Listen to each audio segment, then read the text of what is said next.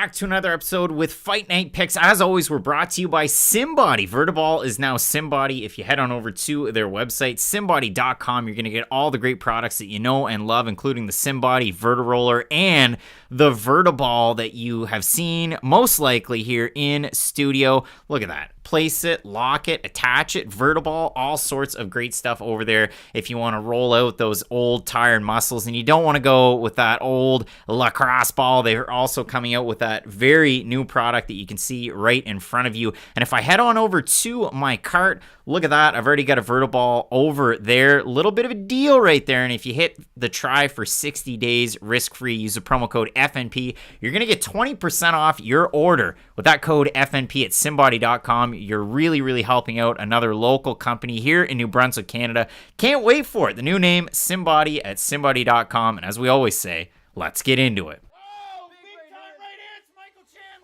They've both been hurt this Oh my God. Already? Oh my gosh, Glover Teixeira is the light heavyweight champion of the world. He's missing a lot, though. He is missing a lot. Oh! He put him down! Dustin Warren beats Conor McGregor! Has done it! He put down! Stephen A. Smith, watch this fight! That's the best 155-pounder I've ever seen! Holy Bear is gonna get some. Oh! Michael dropped Chandler! Oh! Here's Michael Chandler! The first punch he's done. Oh, he gets him! Chandler's turning against the game! Oh my God, he dropped him! Oh, Chandler, look out! Oh my God! Oh!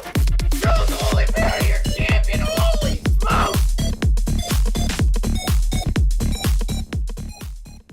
Ooh, and just like that, we're back, we're live, and we're getting set for UFC 272 right now as we speak. We have an insane first round between Jamie Mullarkey, who's taking on Jalen Turner. Big takedown in the final minute for Australia's Mullarkey as Turner looks to gain something off his back, just holding guard. But we have a big-time card coming up tonight. I mean, holy smokes. UFC 272 starts off with Spivak taking on Greg Hardy at heavyweight, moving all the way up at the top of the card. Drizzy Drake coming live from the mother effing north side. He's got Jorge Masvidal to beat Colby Covington. If we've seen anything from the commentary, but overall, like I said, an insane fight so far with UFC 272. I mean, Mullarkey taking on the man himself, Jalen Turner. We'll flip it on over to that second view just so we can kind of talk about it. But man, we saw an insane first round of action between these two guys. Yeah, we did. Like, this is a pretty good time to start the stream, I think. Like, I'm almost happier we're starting it now than just going into Greg Hardy versus Spivak, because let's be honest, the vibes aren't all that great for that fight. But I'm feeling this fight. The first round was insane. Both guys were hurt on multiple occasions. Mullarkey got that really big takedown there at the end of the first round, which is going to make Jalen Turner maybe a little bit more hesitant starting the second round. This has been a great fight, and this speaks to how deep the lightweight division is, doesn't it? Like, these guys probably aren't even in the top 25, if we're being honest, in the division. And if they are, they're like 20 to 25. And this is how good this fight is. I mean, MPTV's hanging out. Prince Vegeta's son, Louis Bond, Debbie. We've got Kurtar, Dylan R. If I'm scoring that first round, takedown was great for Mullarkey. Turner had him all sorts of... I was going to say, I still think Turner got it. In bad shape throughout that round. So, an insane competitive first round of action between these two guys. Let us know in the comment section how you scored that one. But yeah, for me, I've got it 10-9 for Turner. But I mean, listen, Jamie Mullarkey, we were talking about it before he came on. Like, the guy is tougher than a damn $2 steak. And I know he's been knocked out in the past, and it happens. But I mean, yeah, Volkanovski was able to do it. Then you go and train with Volkanovski. So, I don't know, maybe Mullarkey keeps it stateside, looking for another fight, trains in Southern California with Jalen Turner after. But, man, insane pace to start this one off, and they're both going at it some more. Turner's just such a good sniper from the outside. He doesn't throw a ton of shots, but he really makes them count when he does decide to throw. And he is starting to show why he is such a bright prospect, as he might have even hurt Mullarkey again. Just really nice straight shots, then he always follows them up really well, too. Like, Jalen Turner, although I didn't pick him for this... Jalen Turner's got him hurt! That's got to be it. Call the fight! Okay, Craig. Herb Dean. Liberties. So many liberties. Late, but a second round TKO victory for Jalen Turner. You know he's going to be calling out somebody that's in and around those rankings. You have to expect it. But like you said, I mean, it just goes to show how deep this division is. And we go to number 15, it's CDF. And we already talked about it. I mean, maybe a win for this guy or that guy gets him a fight against Carlos Diego Ferreira, who's on a losing streak. It's tough to get a ranked opponent for him, but I mean, hey, a big-time performance there from Jalen Turner. Well, see, here's the thing. If you're matching guys up in the rankings, then yes, I normally like people coming off wins, fighting people off wins. But when you have someone who isn't in the rankings, normally their only opportunity to break in is fighting somebody who is coming off a loss. So the CDF fight would make a lot of sense. Gregor Gillespie is always weird because he only fights once every, 12 months, 18 months if we're lucky. But he's always near and around the top of the division. Maybe that's a step too far for Jalen Turner, but that'd be a really fun fight. I am firmly on the bandwagon now, though. Like, I was just thinking about this as he was fighting. We're going to get to Kevin Holland fighting in a little bit, but Kevin Holland comes into the UFC on short notice, fights Thiago Santos, a weight class, let's be honest, above where he probably belongs, and then is pretty successful in his career. Jalen Turner shows up, fights Vicente Luque in a weight class he doesn't really belong in, goes to his proper weight class, and has a ton of success. Yeah, and so we'll flip it on back to the regular view for the fight companion. Obviously, Spivak and Hardy leading us off. George Grunt hitting up the super chat saying Covington will crush Jorge. I mean, we both have Covington in that fight. We're both in agreement. The other Canadian that made it onto the broadcast, apparently he's got Mr. Masvidal in Drizzy Drake. But again, over in the comments section, Derek of Rivia making some good points. Pretty good fight so far. Elliott cheated his way to a victory. Not a good night for the picks. Yeah, I mean, Tim Elliott had what? An illegal knee that was or wasn't it. Then he had another one. Then he grabbed the gloves a couple times. Like, he was all over it, putting his fingers out there. You ain't cheating, you ain't trying. That's what Tim Elliott's coach must have told him. Kennedy and Shukwu with the eye pokes. Like, we've seen some weird things that way. And then again, with the judging, I mean, again, Matt and I talked about this before he came on. It was the first thing I had to say. When I heard 29-27, I figured, okay, in Shukwu. And then I heard it again, and it was for him. And then I heard it again, and I thought, okay, he won this fight. No, Negamarianu? Like, what? What's going on? So it was really weird that way. And then, of course, we had the Elliott judging. I mean, I thought Ulanbekov won that fight, and Tim Elliott gets the win. So it really has been an odd night. Even Marina Rodriguez, her fight with Yan Xiaonan, very, very close. That second round, really the swing round, I assume, for those judges. So a great one so far. But, I mean, yeah, you look at it for Jalen Turner, a giant win for him, moves to 12-5. And this is a guy not long ago, he's 9-5, like, not the sexiest record. He just continues to win. He does, and he looks great, and he gets finishes too, which does always help you get up into the rankings a lot faster. Again, I always use Elias Theodorou, as sort of just a good sample size as to what the UFC likes and what they don't like. They like people who are exciting, who may not win every single fight, but always put on an exciting fight. They don't like people who brag about kicking Dan Kelly 1,000 times in his poor knees. So I do think for Turner, the fact that he does get a lot of finishes is going to help him move up the rankings. And Mulliky's not some bum. Like, to finish him in the second round does mean a lot. So I do expect Turner to get some sort of a big name opponent. Will it be a ranked guy? Maybe not. But it's at least going to be like someone who was recently in the rankings, or maybe a former big name guy who's on his way out. Like, I do expect big things for Jalen Turner. And you're right, he doesn't have the best record, but that's the great thing about MMA and why it's better than boxing. In boxing, if you're 11-5, no one cares about you, and you're fighting on like regional shows. You're fighting in Fredericton, New Brunswick. But for Turner, he can still be like a top level lightweight in the UFC because he used those losses to get better. Yeah, and if you look at it, I mean, even Topology before this fight had him as the 52nd ranked lightweight in the world. And you look at some of the guys ahead of him. Rafael Alves already has a fight book. Mason Jones, that'd be a crazy fight if you match those two guys up. Ricky Glenn, who was supposed to fight Drew Dober next weekend. Glenn out due to injury. John McDessie, I'd be down for that. Ignacio Bahamondes, but to me, I'm looking at everybody up there. I mean, Joe Selecki doesn't have a fight book. That might not be the most fun, but there are a lot of fights for him. Would Bobby Green make sense?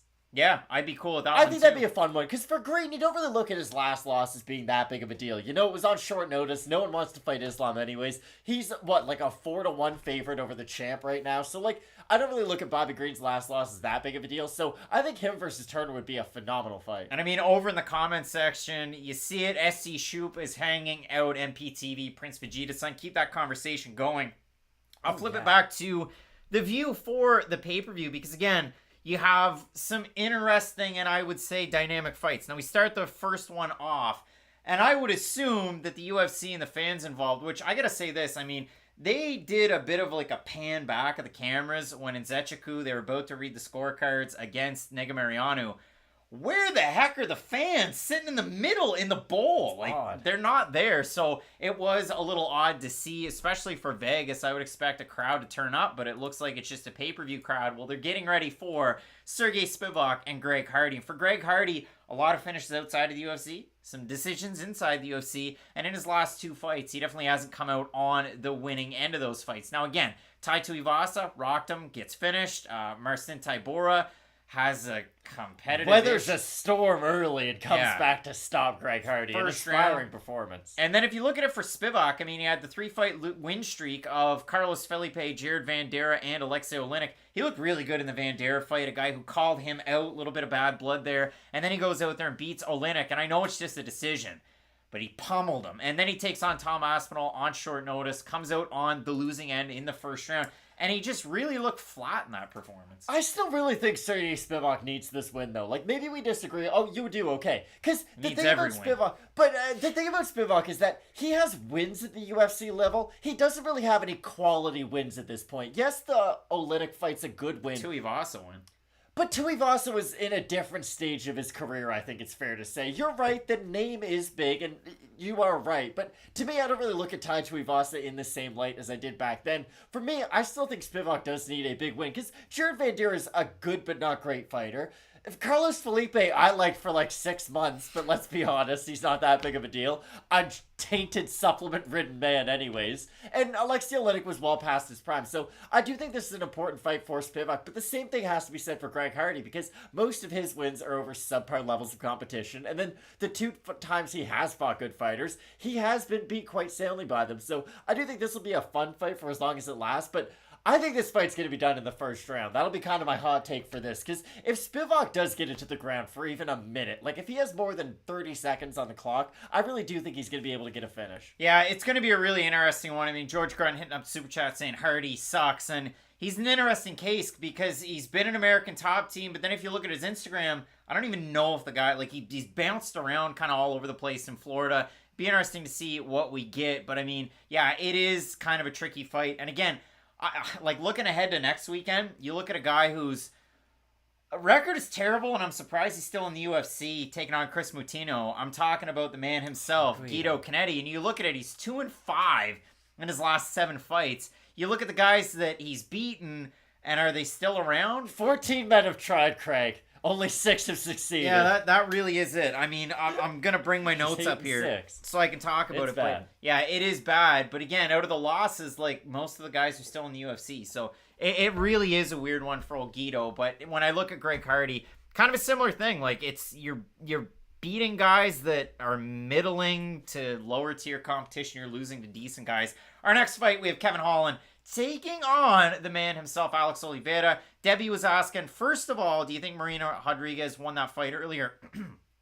It was a very close fight. Close, but yes. Like, it depends on how the second round went. I had Rodriguez, maybe a little bit of bias there because we both had her pick, but ultimately the minus 700 chalk of fight goes to the second round, and that one hits. And listen, the reason why I threw that minus 700 in there, Kevin Holland at minus 400, and then if you look at it, Dos Anjos minus 165 was somewhere around like it was almost par, if not like minus 125 or thereabouts. When I added the minus 700, it bumped me up into the plus territory, so that's why I took it. I don't normally take feelers on stuff like that, but listen, they're both decision fighters. So when it comes to this one, Kevin Holland taking on Alex Oliveira, I've got Kevin Holland. Again, I think he has the superior striking by far. He has some grappling. He's one of those guys that, like, he has a black belt in jiu-jitsu, kind of like when Priscilla Cachoeira got her purple belt for having a striking contest. I would disagree a little bit. Because here's the thing with Kevin Holland. He's not bad at jiu-jitsu. He's just a bad wrestler. Like, I do think there's a difference there. Like, we don't look at Thiago Moises and look at his jiu-jitsu any worse because he got out-wrestled by Islam Makhachev. Like, yes, he got submitted, but still, a lot of that does come down to wrestling, I think. With Kevin Holland, I do think he falls more into that category than sort of the Shogun Hua black belt, if you will, because he has demonstrated really good jiu-jitsu in the past. Like, go back to the Brendan Allen fight. He hurts him. Now, he does get submitted in that fight, but still, he does have some success on the mat in that fight and in a lot of his grappling situations. And in this one against Alex Oliveira, like, Oliveira is sort of a similar grappler to Kevin Holland anyways, where he's not a great offensive wrestler, he's not a good defensive wrestler, he has good jiu-jitsu offensively and defensively, but it's not going to blow your socks off. And on the feet, I don't think this version of Alex Oliveira can hang with Kevin Holland. And I gotta be honest, I don't even think like 2015's version of Alex Oliveira could hang with Kevin Holland on the feet. He's very kick heavy, but the problem is when he throws those kicks, his hands are down by his sides like he's carrying heavy groceries back from the car, and I think that's when Kevin Holland's gonna hit him with a big counter shot. Alex Clark hanging out, Chris, Rob G, we've got Rivers, we've got Prince Vegeta-san, we got Incognito. There's a lot of people tuning in so far. How's Alex Oliveira's chances? I don't rate them all that high just because I picked Kevin Holland, especially having him in that parlay. So for me, I think it's an interesting fight. I think it's a chance for Holland to kind of get back on track. And then again, we talked about it in a lot of the predictions. You look at that division, Shavkat Rakhmonov, Santiago Ponzinibbio, Li Jingliang, Jeff Neal, Khamzat Chimaev, Michael Chiesa. Like, there are some matchups there that I could see them throwing him into. Obviously, Kevin Holland, your 14th ranked. Middleweight, somehow Chris Weidman ranked below him, but we move on to our next fight. Well, when was the last time Chris Weidman won a fight? Omari Akhmedov, I think. And then even Omari ended up going to PFL and losing to Jordan Young. And what happened to Chris Weidman after that? He broke his leg. Yeah, he's going to be out for a while. And he has been out for a while. So we move on to this fight. We have Edson Barboza taking on Bryce Mitchell. And for me, I see Debbie mentions it, big night for Bryce Mitchell. And it is. I mean, this is an opportunity as a ranked fighter, as the 11th ranked fighter, to really kind of fight above your record. And I know it's undefeated, but again, just when you look at the quality of opponent, it's there for Barboza. It's not necessarily there for Mitchell. So in the eyes of the fans everywhere, if Mitchell's able to get a win over Barboza, you're going to see him a lot more in not just the embeddeds, and obviously you saw him on the countdown coming from Boston. Obviously you did see him that way, but Bryce Mitchell, I found, yes, Covington, yes, Masvidal, a lot of spotlight, and yes, you had the co-main event falling out, so obviously you didn't get to see as much of Dos Anjos and Moicano. There was a lot of footage of Bryce Mitchell this week that the UFC was pushing out there. There was, and I do feel like he has the biggest opportunity on this main card to jump, or at least have a bigger spotlight on his career after this night's said and done. Because for Covington and Masvidal, the result of the main event doesn't really matter. Like, this is sort of an entertainment fight more than it is a championship fight. The co-main event, like you said, on short notice. So, again, it's not really looked at the same as we would have looked at Fiziev versus RDA, with that being 5 rounds. But for Mitchell, he's just a prospect right now. And Edson Barboza has had countless opportunities and title eliminators because he's never fought for the title. But he's fought some of the best fighters in the world at 145 and 55 pounds. But this is what I keep on going back to. This is the hardest fight of Bryce Mitchell's life, so he's going to do everything he can to get ready for it. For Edson Barboza, this is just another guy. Like, he's fought Kevin Lee, he's fought Khabib, he's fought Tony Ferguson, Paul Felder. Like, we can go on and on and on about the killers Edson Barboza has fought. So, I do think there's a chance that maybe Edson could be taking this slightly lightly. Now, I'm not going to point to that and say, oh, that's why I'm picking Bryce Mitchell, but I do feel like there is the chance of that. I mentioned that too at the main event with Jorge Masvidal. Like, he is sort of past it, and for Barboza, it's interesting. Like, at this stage of his career, is he going to try to build back up to a title shot at 145? Could he do what we had sort of suggested in question mark kicks and take money fights at 155 and 145?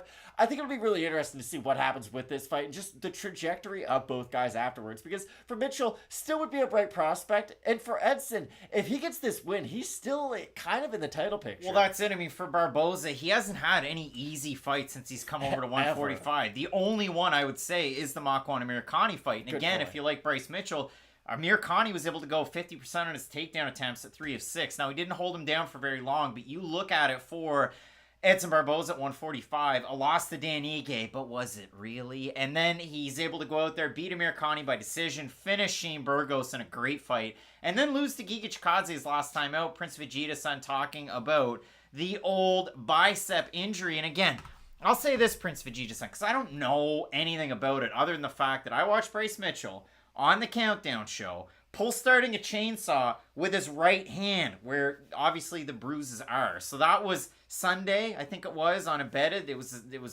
close to the same day where he's catching chub and eating them out of the farm pond estuary. But again, for Bryce Mitchell, you kind of see it once he gets to Vegas. I don't know what it is, if it's cupping, if it's more. Some people said it was circular. It didn't look circular to me. How upset do you think his nutritionist is? Like, he's on the phone, like, I've eaten 3 chubs and a squirrel this week, and he's like, what the hell? Like, how am I supposed to calculate all this? What is your protein uptake? How many grams was the squirrel? I don't know. It'd be tough to know. But either way, a very interesting fight. I switched the pick over to Barboza. Some question marks for me about Bryce Mitchell nonetheless. So we move into the co-main event of the evening. And for our graphic, I turned the brightness up on Rafael Dos Anjos because I don't know why he's so damn dark on the UFC's website. But for Dos Anjos, he was due to take on Rafael Fiziev. It was a battle of Fiziev, Rafael, versus Rafael Dos Anjos.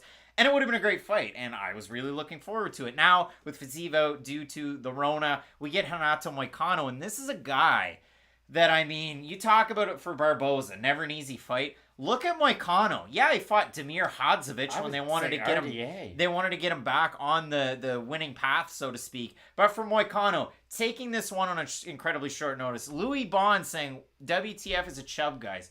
Good question, because I know if you don't know, it's going to sound really weird. So, strange looking fish. Up where we're from, but in a lot of places out there, you have chub. And what they are is they're a bottom-feeding fish. They kind of look like a little bit of a whitefish. In some places, they look a little bit more like a perch.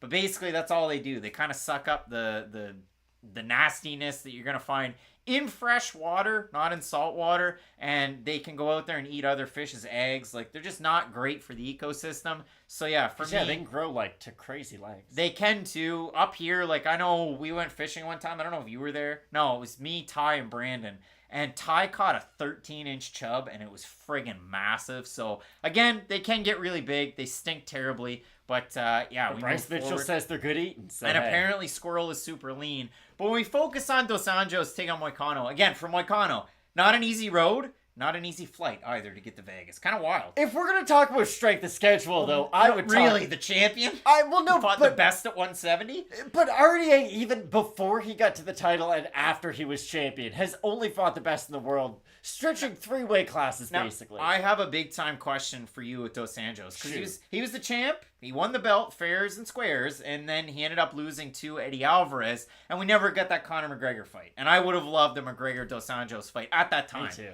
Is Rafael Dos Anjos a UFC Hall of Fame caliber fighter? And it's funny you bring that up, because right before we switched from the last graphic to this graphic, I was going to say, last point about Edson Barboza. I think he's as good and as deep of a UFC resume as you can have without being a UFC Hall of Famer. At one point, I thought RDA was in the running to be the best lightweight in the UFC. I know he had lost to Khabib before he got the UFC title, but still, before he lost to Eddie Alvarez was the underground king, but RDA was really on a crazy run. He had stopped Benson Henderson, that was a really big deal, of course, and he had beat Cowboy 2 times, and if he was able to avenge the loss to Khabib, which, let's be honest, he wasn't going to, he could be in that all-time great category. I do think the second half of his career has sort of hurt him, because he has lost to a lot of the top-tier guys that he has fought at this stage. Lost to Tony Ferguson, of course, Leon Edwards, Kamaru, Colby Covington. They're all great fighters, but again, if you're a Hall of Fame fighter, we do expect you to beat some of those other great fighters. So I guess I'd say he's like Dwight Howard not getting into the top 75. If you look at the first half of his career, yeah, of course, he's definitely a shoo-in. But I do feel like the second half has sort of darkened his resume a little bit to the point where it may have cut him short of the Hall of Fame. But I'm curious to get your take on this. Yeah, it's one of those ones for Dos Anjos. I mean, again, the fight against Cerrone, it's a wild win. It's a lot of fun. You love to see that on his record. A win over Robbie Lawler, that's another all-timer. Is Robbie Lawler a Hall of Famer? Strikeforce, UFC, or otherwise? That's another question Robbie you could Lawler ask him. Is. We could definitely talk about it for a long time. Jeremy Stevens slept him, is what Walker Scott is saying. But if you look at Dos Anjos, again, for me, it's that latest run. Now, for me, again, I still think, is BJ Penn the greatest lightweight of all time? He's an all-time fighter, but the end of his career really tarnishes it for a lot of people. But if you look at it, losses to Chiesa, Edwards, Usman, Covington, Ferguson, Alvarez, Nurmagomedov, Tebow, Guida, Griffin, Stevens.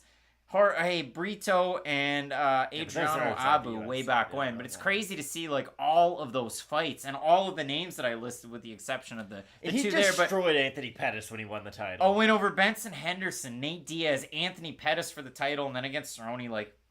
It really is a crazy, crazy resume to have, nonetheless. But a big time fight. So yes or no Hall of Fame? No to the Hall of Fame. But again, maybe they throw one of his fights in there somehow. They kind of squeak him in a little bit. Because, I mean, hey, Clay Guida, he's in the Hall of Fame. I don't think he has a good enough fight, though, if I'm just thinking off the top of my head. Well, no, like, you're thinking individual fights. Like, of course, Robbie Lawler's going to get into the Hall of Fame for the Roy McDonald fight. But for RDA, I can't think of, like, a single performance that stands out. Chris hanging out over in the chat. And with Debbie, she's saying, I hope Hardy gets knocked out. Prince Vegeta's son, the crowd is going nuts. So loud.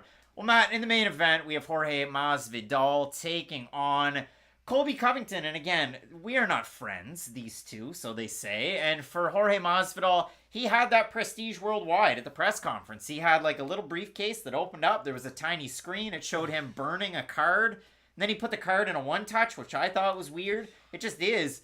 And then he gallivanted it around. And there was about 25 minutes of middle school name calling and face making. And then they faced them off. And that was pretty much it. So ultimately, it's bad blood. Now, how bad is it? Again, Colby Covington's already said it's an act that he plays. But then he still plays it. It's just an odd mix that we get coming into this fight. But overall, for Masvidal, he's lost his last two fights. Before that, a big win for that BMF title. If you can think back in November 2019 against Nate Diaz. For Colby Covington, a loss to the man himself, the champ, Kamaru Usman. A win over Tyron Woodley where he looked amazing in that fight. And then he ends up losing to Usman. Doesn't get finished in that one. Goes to decision, close as it went on. And it was close the first fight before he ended up getting finished. So for Covington, comes in with head of steam. But both these guys coming off losing performances for the title. One worse than the other. Exactly, and it almost speaks to just how great Kamaru Usman is more than anything. Like, he really is an all-timer, and he's starting to build his resume as one of the GOATs in the UFC, really, not just the welterweight division. But I think this is a weird fight, because to me, Jorge Masvidal and Colby Covington are running different races right now. Colby Covington, although he is 0-2 against the champion, is still in the title picture, or at least he seems to be in my mind. Whereas for Jorge Masvidal, he's 37 years old? Yeah. He's not really in his prime anymore, and if he is, he's near the tail end of it, so he's probably trying to get as many big paydays as possible. So let's say he does win this fight. It's going to at least guarantee him two more big fights, and those are probably going to be against names like Nate Diaz, Conor McGregor, like not title names. So this is one of those weird fights where the money fight picture and the title fight picture are going to cross over, but Covington is a huge favorite for a reason, and a lot of people who do predict fights have predicted Colby Covington, and I haven't seen a lot of support for Jorge Masvidal, really, since this fight has been announced. And I mean, Sean Smart asking, can Masvidal knock out Colby? Sure he can. I mean, he could rip a hook to the body, come up high, really fake his level, and go out there and do it. I don't necessarily see it happening, but if we have a look at the welterweights and who's out there right now, your champ doesn't have a fight booked. Leon Edwards doesn't have a fight booked. Leon Edwards' last fight was back against Nate Diaz. Leon Edwards is going to fight Kamaru Usman. If you can believe that. That was a fight where Diaz kind of rallied in the 5th round, made it competitive there, but ultimately Edwards looked really good in that one. Chimaev taking on Burns, Vicente Luque, who I thought would have got a title shot. I mean, the guy's on a 4-fight win streak over Nico Price, Randy Brown, Tyron Woodley, Michael Chiesa. He's taking on Bilal Muhammad, and then you have Masvidal and Covington, Wonder Boy hanging out there, Sean Brady on an uptick for sure. But again, you look at this fight, and I mean, for Covington, training out of MMA Masters, he's really credited his coaches all week. You like to hear that too. I mean, obviously, on the opposite end of that, he's discrediting his former coaches at ATT. Had a lot of mean things to say about Mike Brown, a guy that you never hear anything mean said about. And for Masvidal, doing not necessarily the same. He's just propping up his own guys, not saying anything negative about MMA Masters. So, interesting dynamic there. But for Covington, have you seen much progression since he's changed camps? Have you? I don't think we have, if I'm being honest. Like, I still feel like he does the same thing he's always done. He has phenomenal cardio, really good wrestling, and good volume striking. But again, I don't look at Colby Covington, look at his striking in the same realm as like a Yair Rodriguez and think, wow, they're both good strikers. Like, they're both good strikers, but they do it in very different ways. Where Yair uses range and sets up crazy kicks. Colby really does need his pressure, and that's the interesting thing. Let's say Masvidal does hit with a really big shot early on. Let's say he hurts him with a right hand to the body and Covington's on the retreat, or he elbows him in the head in a clinch exchange. Is Covington going to be hesitant from that point on? He did get hurt in the Usman fight, and he was pushing forward after that, but it'll be interesting to see if Masvidal can really get his respect early and force him to at least not pressure him like we normally see Colby Covington do. But I do see this fight going very similar to the Robbie Lawler fight, and this is the odd thing. Again, this is sort of one of the, and we don't like using the term casual, but this is one of the more mainstream pay-per-views, I guess we can say. Colby Covington's not the most exciting guy in the world to watch fight when he is implementing his 100% game plan. So we'll be interested to see if there are a lot of first-time viewers for this pay-per-view being introduced to someone like Covington tonight. And being introduced to Greg Hardy and Sergey Spivak. So if this is your first time tuning in with the Sidekick, what we're going to do on this is when the first round starts, I'll get rid of the logo in the middle. You're going to want to sync up with us, and we'll start the timer as the round begins. If there's anything like an eye poke, a shot below the belt, any type of infractions, we have the opportunity to pause the timer when we need to. And then once the action resumes, we can hit play on that one. So keep that one in mind. We don't like people just hopping over in the chat. You don't want to spoil it for everybody in the group. Can't ruin the surprise. Yeah, exactly. It's no fun that way. And then we pop that logo back there. And between the rounds, we will go back. We'll have a look at some of the numbers in the second screen. And if anybody knows a good sponsor or an energy drink, you toss it our way and you let us know because you could see your ad there. So over there, Daniel Edwards saying was funny when Tybura called out Wilder. Forgot about that. And Marcin Tybura, he's got a big-time fight coming up. I saw that was recently announced. But you look at this fight, Matt, and I'd like to know what people are saying on this one and who they had picked. Because for both of us, we're going with Sergey Spivak. We're going with old shaved head this week. An aggressive look. And it is a tricky fight. Now, not necessarily training at home where we normally do see him. And we saw that for a fighter in Ludwig Klein earlier on tonight. Not training out of his hometown gym. He's 0-2 at Sanford MMA.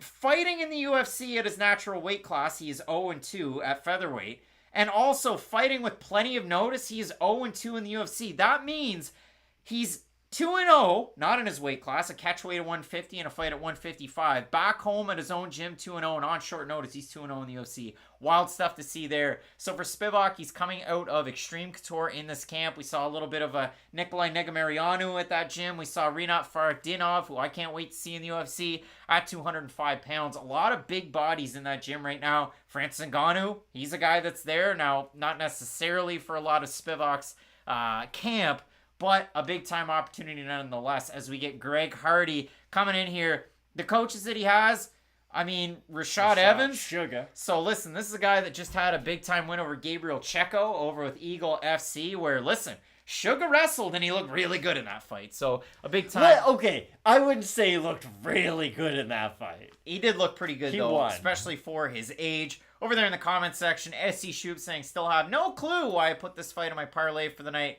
Could be an early bummer. Ugh. Rob G has something on the underdogs in this one. MPTV, I think Spivak can get Hardy to the ground, but if he can't, I worry. So do I. Louis Bond saying Spivak and L.A. Grant.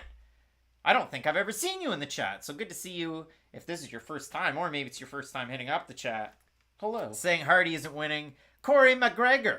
Spivak has this. Matt, Greg Hardy. We talked about it in question mark kicks. Again, so reminiscent of his fight with Juan Adams. Juan goes for the deep, almost like an ankle pick, and then Greg Hardy just drops down and starts hitting him. Oh, Juan. And it was very, very basic, as some would say, but effective. He was able to get the win there. So for Greg Hardy, you look at the wins in the UFC, maybe not against the best guys. Again, Ben Sassoli, you probably won't see him in the UFC again, but in that one, How dare you? no contest, but ultimately it was a win, but Puffergate, he beat Smolyakov, Juan Adams, Jorgen De Castro, Maurice Green. None of those men are in the UFC. This is every now and then, if you ever get down on yourself, guys, just remember, Dmitry Smolyakov had a face on a UFC poster. You can do it too, okay? That was one of the worst fighters I've ever seen in the UFC octagon. He ran backwards like this with his hands up and just let Greg Hardy beat him into the cage. That was awful to watch. I'm sorry. I just felt like we had to address Brandon saying, see this playing out exactly like the Tybura fight, but whose Tybura fight? Because both men lost to the Polish power. Rob G saying, going off script, Hamzat or Burns. I've got Hamzat right now. Just today. Just answering your question. Why not? Skill for skill, I do kind of like Gilbert Burns, if I'm being honest, but I keep on thinking, okay, size does matter, and Khamzat Chimaev's the size of, like, Francis Ngannou in every other picture he's in. And Gilbert Burns did fight at lightweight at one point, which is something you do have to remember. So I think it'll be a really fun and competitive fight, but for now, I do think I am favoring Khamzat. Five Lies Gaming hanging out second fight Sidekick. We're going to go with Sidekick moving forward because I think it fits in with question mark kick. And how about Umar Nurmagomedov? He was throwing those question mark kicks. So hot right now. You love to see it. And man, getting a big submission over Brian Kelleher. That was exciting stuff and a lot of fun. But, Greg Hardy's fight. Hardy plus 550 round one sprinkle. That one, to me, makes sense. You see Eric Nixick in the corner of one Sergey Spivak once more. As the first round starts, I hit the logo in the middle. We get the 5-round timer started. We have the opportunity to pause it. Maybe we move it ahead. Maybe we move it back. We probably won't have to do that. But if you want to follow along with us, make sure that you sync up with the action. I try and give as much discretion as I can when those rounds start. Obviously, Spivak, the smaller fighter in terms of height, reach, and weight. He's also the younger fighter. And in his last fight against Tom Aspinall, he was on the losing end of a lot of those metrics and also the losing end of that fight. I keep on going back to the fact that Spivak is only 27 years old, though, so he could make big improvements in a short amount of time. 10 years plus left. Exactly, because in heavyweight, you can be good until you're in your 40s, so he could improve a lot. Cool Banana Boy, big time hitting up the super chat. You become a staple of the chat. Thank you, Cool Banana Boy. We certainly do appreciate that. Cool Banana Boy, who do you have to win this fight? Louis Bond saying, here we go. Get the particulars on Mr. Spivak, as his parents probably call him, or maybe some of his friends. This was a fight that was originally booked for January, and with Greg Hardy, he had a cut under one of the digits of his finger. I don't know if you call it the back knuckle. I almost said I got his name. Anyway. The palm side of his knuckle, anyway. Cut it. He had to get some stitches. He couldn't make a fist, and so now he is back. He's fighting. He's still doing the Prince of War gimmick. It is lame. He gave himself that nickname, right? Well, it's just like Demon Slayer for Maria Agapova. Nobody just goes up and goes, hey, Demon Slayer. She didn't look good at all. No, she did not. Hey, Demon Slayer. I've been a victim of some hype trains. I can openly admit that. And there's some hype trains that I'm glad I've never got on. Maria Agapova is just one that I've never understood. Because she has good strengths, but she just has a lot of weaknesses, which is unfortunate. Because if you do just look at her strengths, and if she was able to build upon those, she probably would be able to be a good talent. That much is true. Jaden saying fun hanging out here. And we also have Nevi, Hardy's big boy, who's tipping them scales. And Fearless Red 25 saying, let's get into it. So let's get into it, shall we? And we'll get that timer started. For your first fight on the main card, UFC 272, I'm really eager to see these fights. And this one, obviously, when you're talking about heavyweights in the lower portions of the rankings, things can get a little bit tricky. But we have Greg Hardy coming out, taking center of the octagon. Nice leg kick from Hardy early. Ooh, showing a new wrinkle of his game. You like to see it. Now, one problem for Greg Hardy, it's not necessarily this fight, although he is doing it in this fight, is those outstretched fingers. And you hate to see it. We already saw Nikolai Negumereanu getting one of those digits in the eye from Kenny Nshukwu. Nshukwu gets a point taken. But Greg Hardy coming out here, a lot of kicks early. It is not something we've really seen from him. He's normally very right-hand heavy, like we are seeing. He loads up on that quite a bit. But he has lacked something to set that right hand up. So maybe this is a new wrinkle he's added to his game at 33 years old. Yeah, Hardy doing a decent job.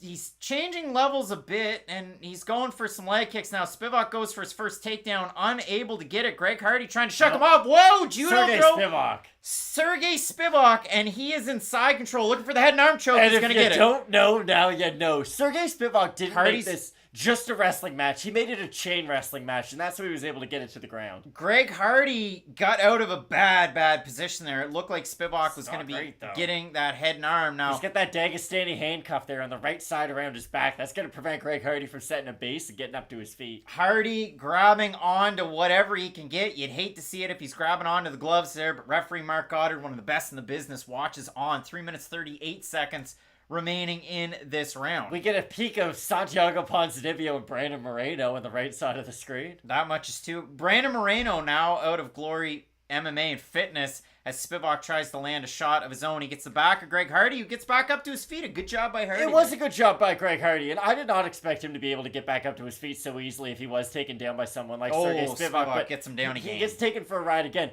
Correct me if I'm wrong, Craig. Did Brandon Moreno not talk to us on the Marcus Deegan show 2 years ago and allude to the fact that he had wanted to move to America to seek training? I believe he did. Now, Spivak gets another takedown, 3 minutes remaining in this round. Now, picking up and throwing a guy that's 266 because Spivak, 300, let's be honest. And now Sergey Spivak Full in the man. mount as This he is hammers bad away. for Greg Hardy. Hardy's got nothing. That's it for Hardy. Yeah. That's it. The Yeah. Hardy show is over. It's Sergey done. Spivak, Wow. the polar bear. He's got nothing in grappling. First round TKO victory for Greg Hardy. Now, again, we get the benefit of hindsight in this one, but I look at his UFC run, and it is just silly. They put him on that first ESPN card, the big one, headlined by Cejudo Dillashaw. Then he's on another ESPN Plus card. He's a co-main event against Smolyakov.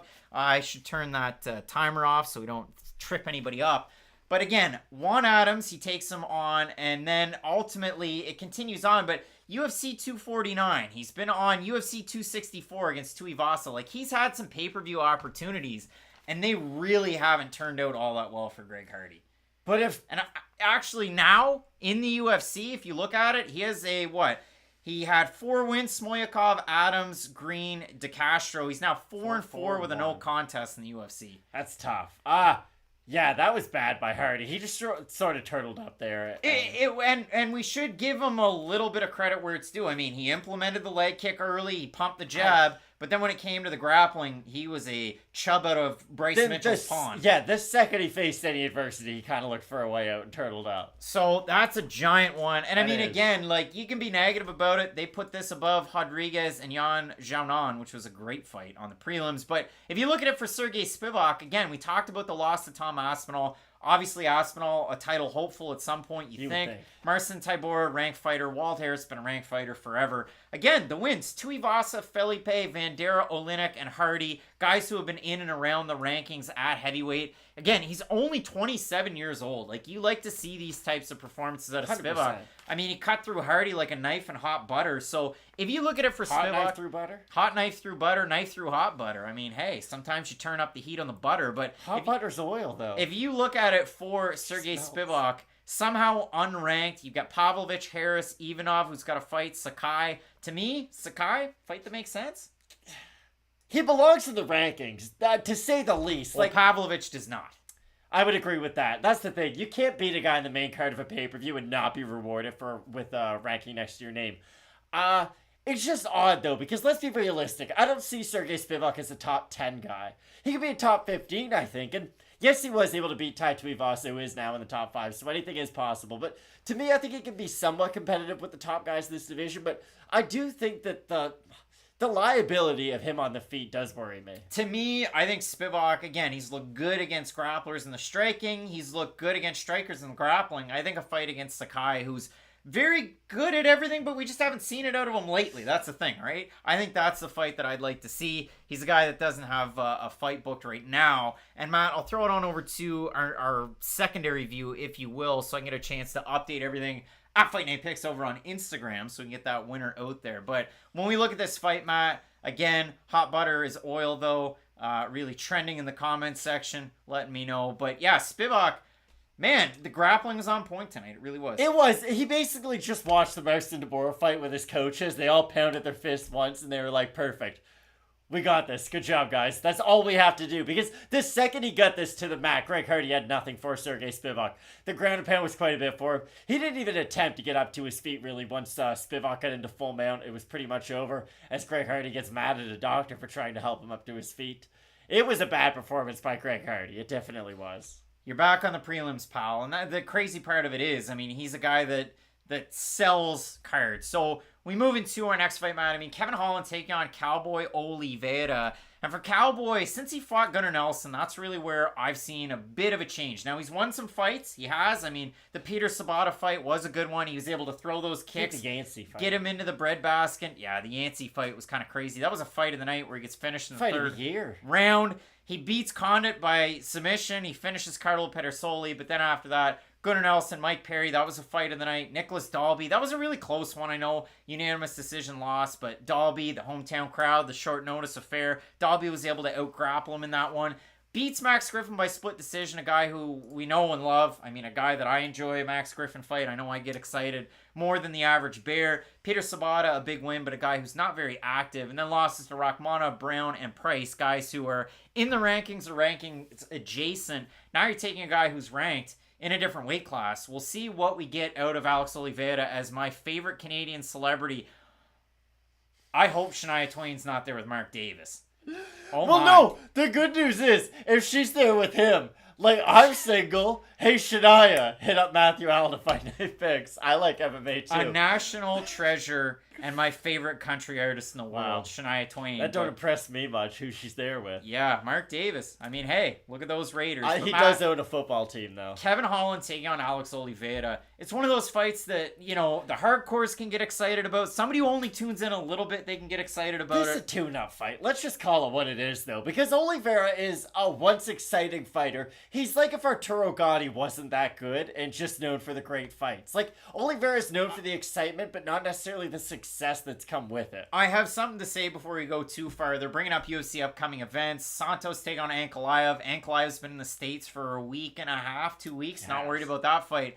Alexander Volkov is not in England. His manager put out a statement, though, that said he should be able to get his visa pending any surprises. Yeah, we'll see what happens there. But Alexander Volkov take on Aspinall. And credit where it's due to Chisenga Matala when he was at the press conference. Because if anybody asked a serious question, it was him. And he said, Dana, what happens? Do you have a contingency plan? And Dana White alluded to the fact that they've worked on a backup for that fight against Tom Aspinall. But man, I don't know who the hell is going to pick up that phone call. I wouldn't want to fight him on 2 weeks' notice. Yeah, that much is true. So I Volkov, Aspinall, I'm down. But again, there's so many fights to make, and heavyweight's one of those divisions where you put a couple together and all of a sudden you're right up there near the top. So exciting stuff. But again, when we focus on Oliveira and we focus on Kevin Holland, we talked about it with Holland. We could say it till the cows come home. He was the best male fighter in 2020 that didn't have gold wrapped around his belt. He's able to beat Fluffy Hernandez, Joaquin Buckley, Darren Stewart, Charlie Auntie, Veros, Charlie Broccoli Hair, and Jacare Souza. You look at it before that, I mean, a loss to Brendan Allen, and that seems like ages ago, but that was late 2019, where he cracked him. Allen's bleeding. He ends up getting the submission. Before that, D. Kiriko, Gerald Mearshart, John Phillips. That was amazing. Wales, John Phillips. You always get up for those fights.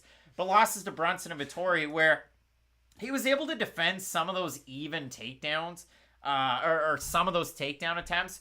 But by and large, Vittori and Brunson were able to just implement that game plan. And yeah, Kevin Holland was able to land some shots, but he was completely beaten in those two fights. Like, I'm just trying to find tiny positives in big losses.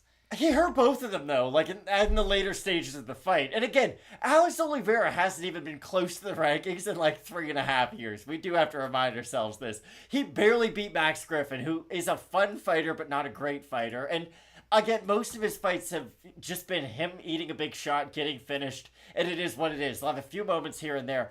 I expect him, if he does have any success, to have good leg kicks early on, going to the calf probably, maybe a few straight shots up top. But by and large, I do think Kevin Holland's going to win this one, and he's probably going to look impressive too. And this is the question I'm going to ask you. Remember how Jeff Neal and Santiago Ponzinibbio had a very, very close fight? It was a decent fight, but it was close. Jeff Neal won. I think Kevin Holland looks really impressive. They do him versus Jeff Neal. You do that rematch. I think if he barely beats Alex Oliveira, though, they actually give him Ponzinibbio, who's also in the rankings. Although he is coming off a loss, I think that would also be a fun fight. Let us know in the comments section what's going on, because there's a Khabib promo right now. Like, is he going into the UFC Hall of Fame? Because that's coming up this summer. I would expect it. Tonight, he's 1-1 as a coach. Tagiro Lambekov robbed against Tim Elliott. It was a really close fight, but ultimately a very, very fun one nonetheless. And again, when we're talking about Kevin Holland training at Main Street Boxing and Muay Thai with Crew Bob Perez, a guy who I would not want to cross in the street late at night. Or maybe you really want him on your side. Yeah, Hall of Fame, Khabib Nurmagomedov. You love to see it. A guy who, when I met him, his head was like twice as big as my head. It's so friggin' big. And I saw somebody mention it over on Twitter. The fact that Khabib's got to weigh what? Like 200 pounds right now?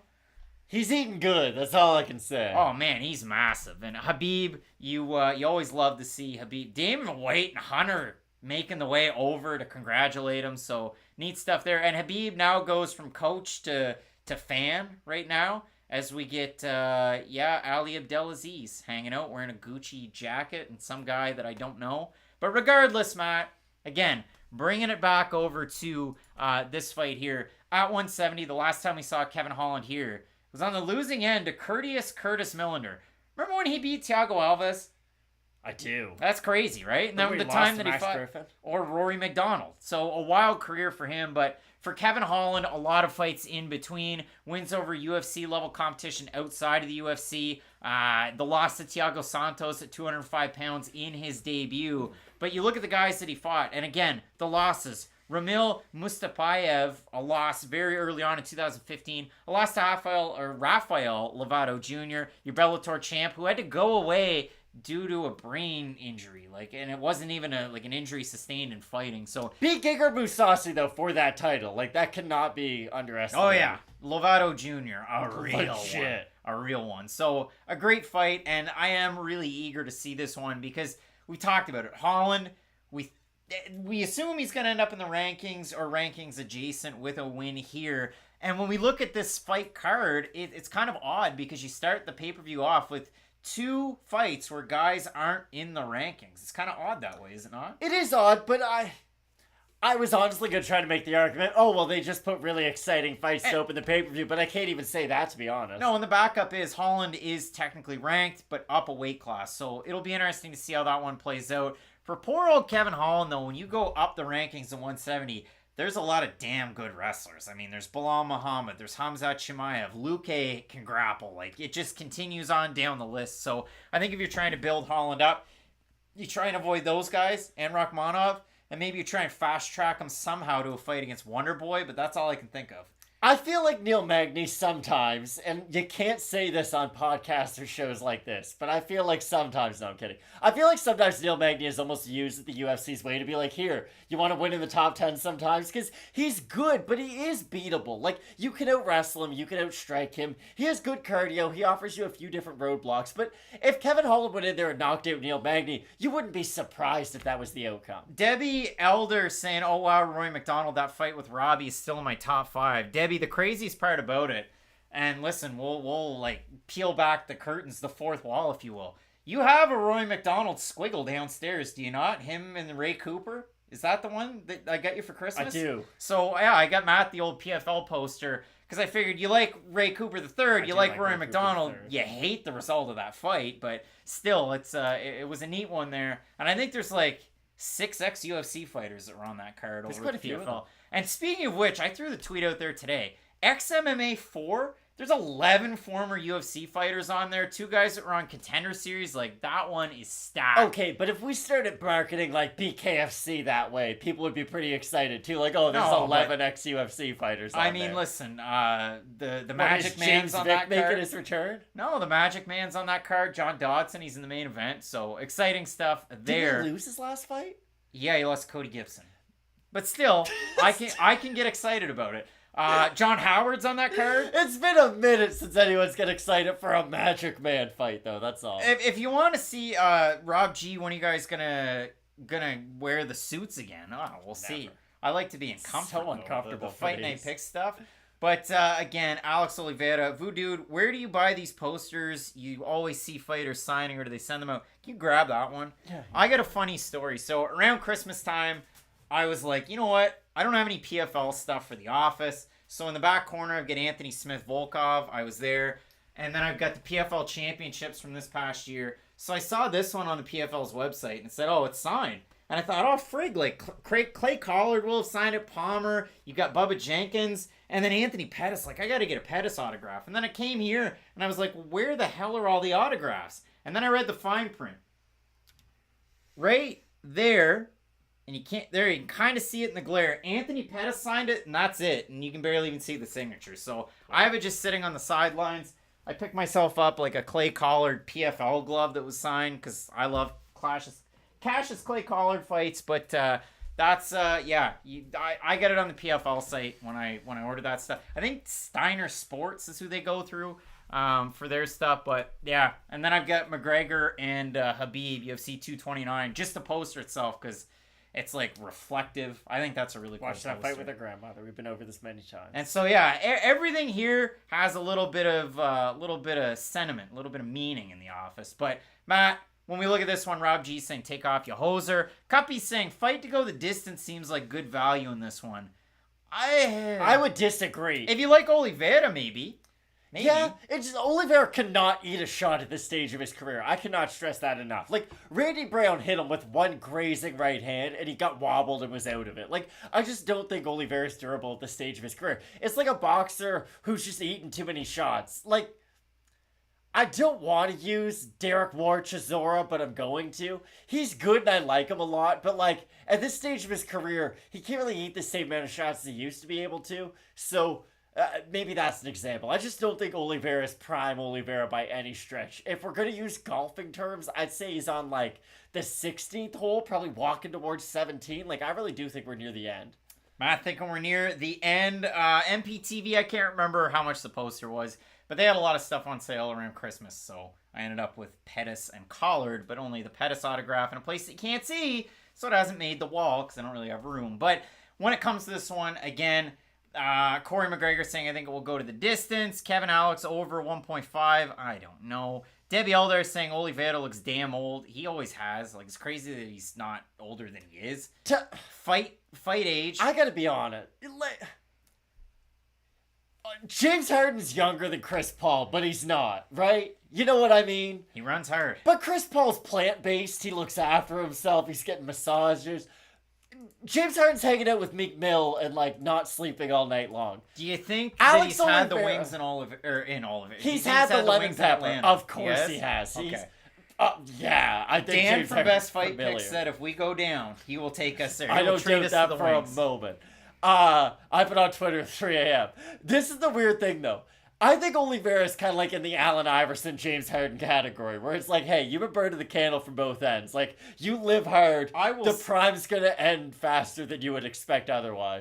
Did you see the video, and I think we sent it between each other, Allen Iverson at the signing, and he's like talking to the kid and giving him advice. With the Kobe Bryant thing? No. AI's awesome. Yeah, he really is. Like, it's really cool to see He's that. the answer, Craig. It's cool to see a guy who's reached those highs and peaks and valleys in his career just still be a cool guy. Like, you like to see it. So, Sixers are winning the championship. Vampire. Sixers are winning the championship I this year. agree. I think they are, actually. Timberwolves are going to win it. The Sixers are terrifying, though, and no one's going to care about this, but the fight hasn't started yet, so I can geek out about basketball for 2 seconds. Doc Rivers, who I don't think is a good coach and he's overrated, has finally figured out that if I have 2 good players on the floor at all times, my team's probably going to be good. So we can stagger Tyrese Maxey, James Harden, Tobias Harris, thank you, and James Harden, and they're just good all the time, and they get a bunch of free throws and they foul out every other team's starting big man. So, as we get set for a second fight on the main card, as you know, we have the timer. You're going to want to sync up with us. We have the opportunity to pause it if we like, if we need to, if there's any stoppages in play, as they say, and the conversation continues. Suns are going to win it all. Suns were a lot of fun to watch last year. They need Chris Paul, though. He should be back before playoffs, but I am worried about that, like, thumb surgery. Cross your fingers. And I would love to see baseball back, but the owners are locking out the players as it is right now. MLB The Show 22 comes out in April, though. That's exciting. They always bring it out after the season starts. It's on Game Pass, day 1 for Xbox. I only know that. Strange stuff. We get the particulars on Holland. 5 years younger, 4 inches taller, same weight, and he is the beneficiary of a tidy little reach advantage when he takes on the man himself, Alex Oliveira. Is Oliveira a Johnny Eduardo 34? Like, I can't believe he's only 34 years old. I feel like he's been 34 for the last, 10 years. I mean, Alex Oliveira, I bet you he could fight this fight, look tired, and go run a marathon after. And dance. Okay, outside of him and Johnny Walker, who's the best dancer on their way to the cage? I can't think of many, but Kevin Lee used to do it, and he came to mind. Oliveira's the one that turns it up to 100. Who? Oliveira. Well, no, I said outside of Alex Oliveira and Johnny Walker, who is the best? Israel Adesanya. Good call. That's a good call. That's probably it. That's what I'm going with as we get Holland taking on Brazil's Oliveira, a guy who's been there and done that. He's won plenty of bonuses, and if I really do look into it a little bit more, it's kind of crazy. You consider it for Holland, 8-4 with a no contest, and Is welterweight his division? Is middleweight his division? I don't know. Only he knows. But 8-4 with a no contest, and you break the rankings, and you're a fighter of the year. You probably were doing something right. So a big opportunity to, again, try and right the ship as Chris Tognoni is our referee. I think this is a great start, though, for Kevin Holland to start his welterweight career in the UFC. The thing I will say, though, is it's not going to answer a lot of questions until he does fight a wrestler. Because like you said, welterweight is full of wrestlers, especially in that top 15. So it would be nice if even he got sort of that wrestling matchup before he cracked into the rankings, sort of a mid-tier wrestler, just so he got that guy on his resume before he started facing the elite guys. All right, here we go. We're set for our first round between Cowboy and Kevin Holland. Let us know that support over there in the chat. Holland opens up with a lead leg kick, and then he lands up high, or he attempts to. Alex Oliveira playing on the defensive here a little bit. He is loose.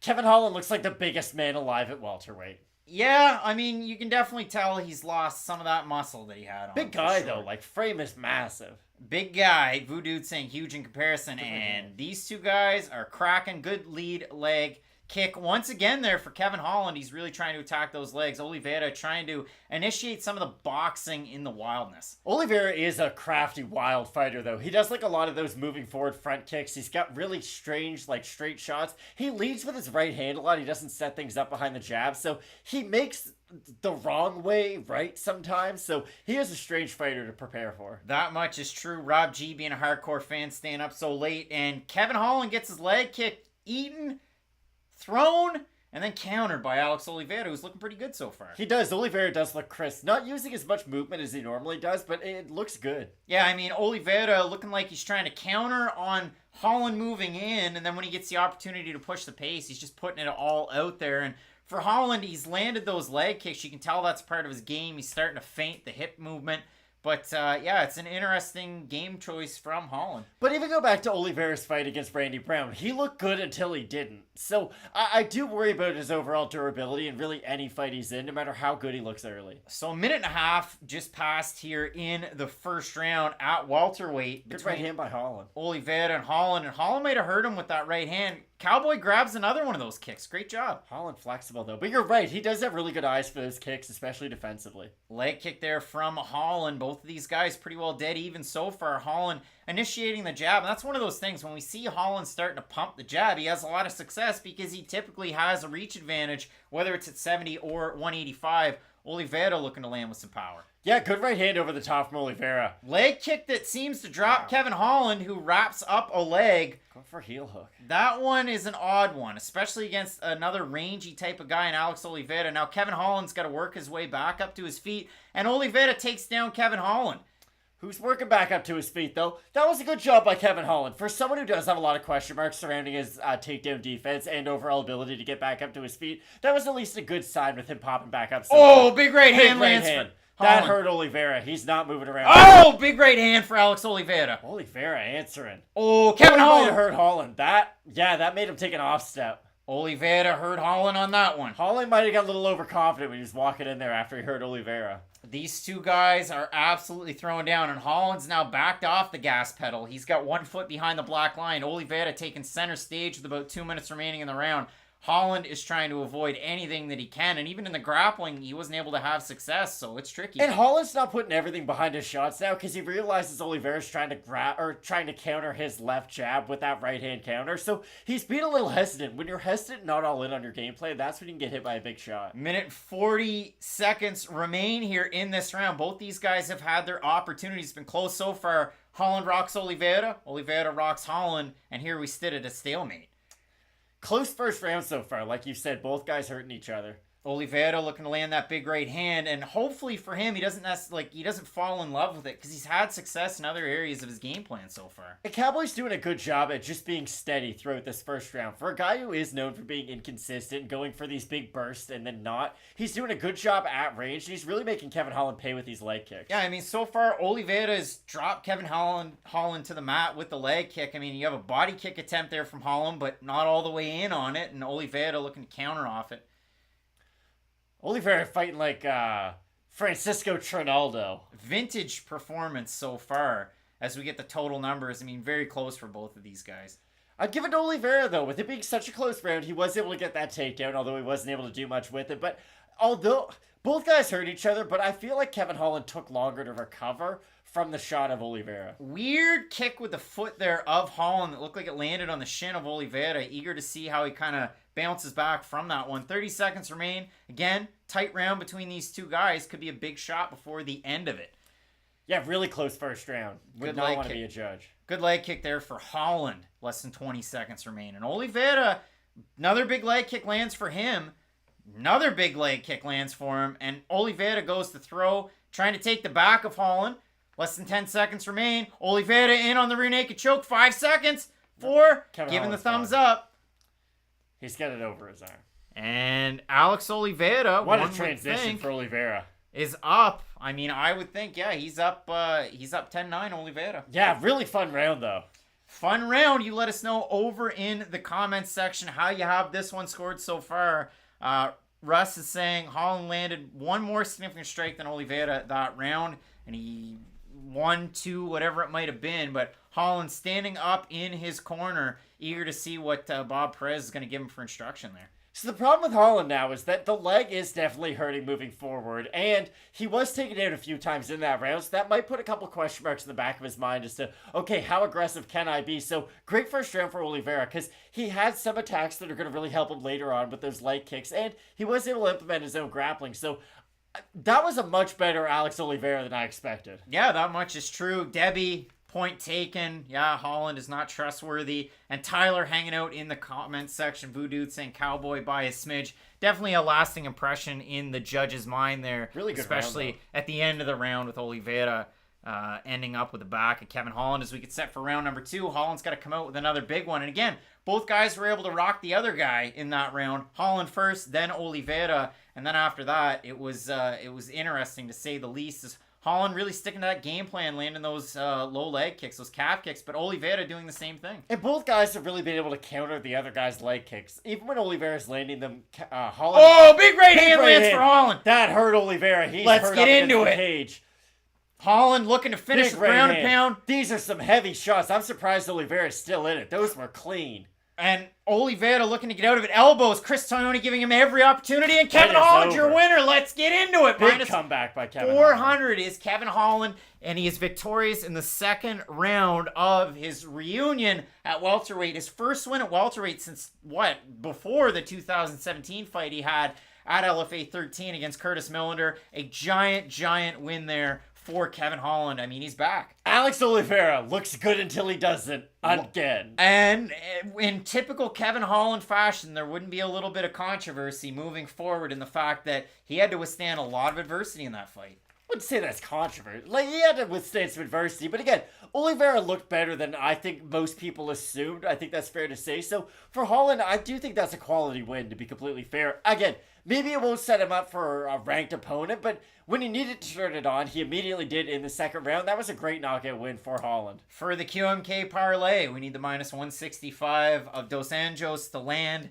and then we were laughing and we get a second bag of popcorn. That's all that was on that, but a big time one nonetheless. And yeah, I mean, we talked about it for Kevin Holland. We talked about it in terms of the way that this division shakes out. I mean, Topology, never perfect, but the best part about it is if you click on where the person is in terms of their division. Now, with him, they have him as middleweight, so it's going to take me a second before I get welterweight. Don't take their rankings as law, but do look at it for who is booked in fights. And then you can go over to the UFC's rankings. But Oliveira, somewhere in that 25 to 15 category, playing around there. We don't know necessarily where he is, but Michał Pereira doesn't have a fight booked right now. D-Rod Rodriguez would make sense. Wouldn't it? Just depends on when that hand heals up for him. That's really the big question mark. And then you go down through it. Muslim Salikov, another guy that could be fun. Randy Brown, Nico Price, the list goes on. Chaos Williams, Tim Means. Like, there's a lot of fights that they could have for Kevin Holland, unless they want to go straight to the rankings. But I think you make it a little bit more of a slow burn. You make 2022 a fun one to build him back up. Capoeira would be fun. Give him Elizeo. Yeah, Elizeo's got a fight booked, if I'm not mistaken. That's the only trouble. You're right. Yeah, he's got a fight booked against Munir Lazez, who would be another fun. But like, they're all fun fights right there outside of the rankings. But I think, moving forward, great for Kevin Holland to get his first win since 2020. get to build that momentum once more. And I think you try your best to make it slow. But I want to hear some people's opinions over there. Casey saying, yes, sir. TKO, KO, Walker Scott. That's what I was expecting. I'm glad it happened. Because the worst part when you're at Fight Night Picks behind the scenes is you put yourself way out there on the line and you let people know how excited you are about Kevin Holland beating Alex Oliveira. And then if it goes sour, it goes so sour. But yeah, big time win for Kevin Holland. Yeah, just have fun with it if it goes sour. For Kevin Holland, though, will be interesting. Again, I'm going to stick with this take of he's going to have more success at welterweight than he did at middleweight. I know he headlined main events in middleweight, but he wasn't successful in any of those. I'm going to at least say this, for this to be like a successful prediction. He has to win a main event at welterweight, or at least win against a top 10 fighter.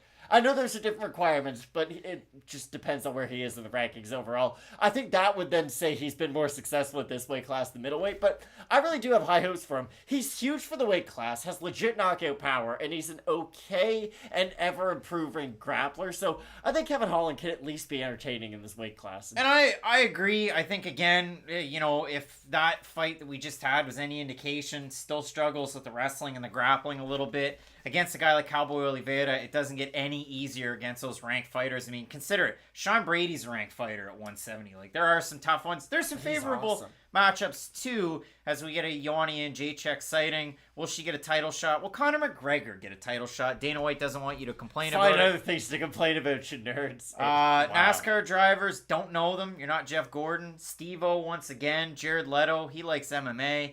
Does he, though? Do you think he does? Or do you think they just gave him tickets because his manager was like, hey? Nah, he's been sitting with Khabib, Nina, Nunes, Amanda Nunes, happy. Your featherweight champ.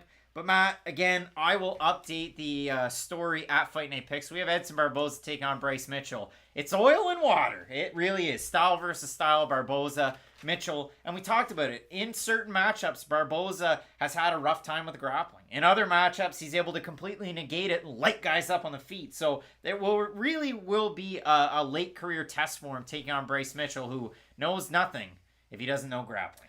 Dan Hooker took down Edson Barboza in the second round, and ever since that fight, I've been really nervous when Edson Barboza fights primary grapplers, because Hooker's a decent wrestler. He's he's got good submissions, but he's not a phenomenal grappler by any means. He doesn't really use that part of his MMA game all that often. So, although Edson Barboza destroyed him in that matchup, I don't think he has a mark on his arm. Maybe he does now.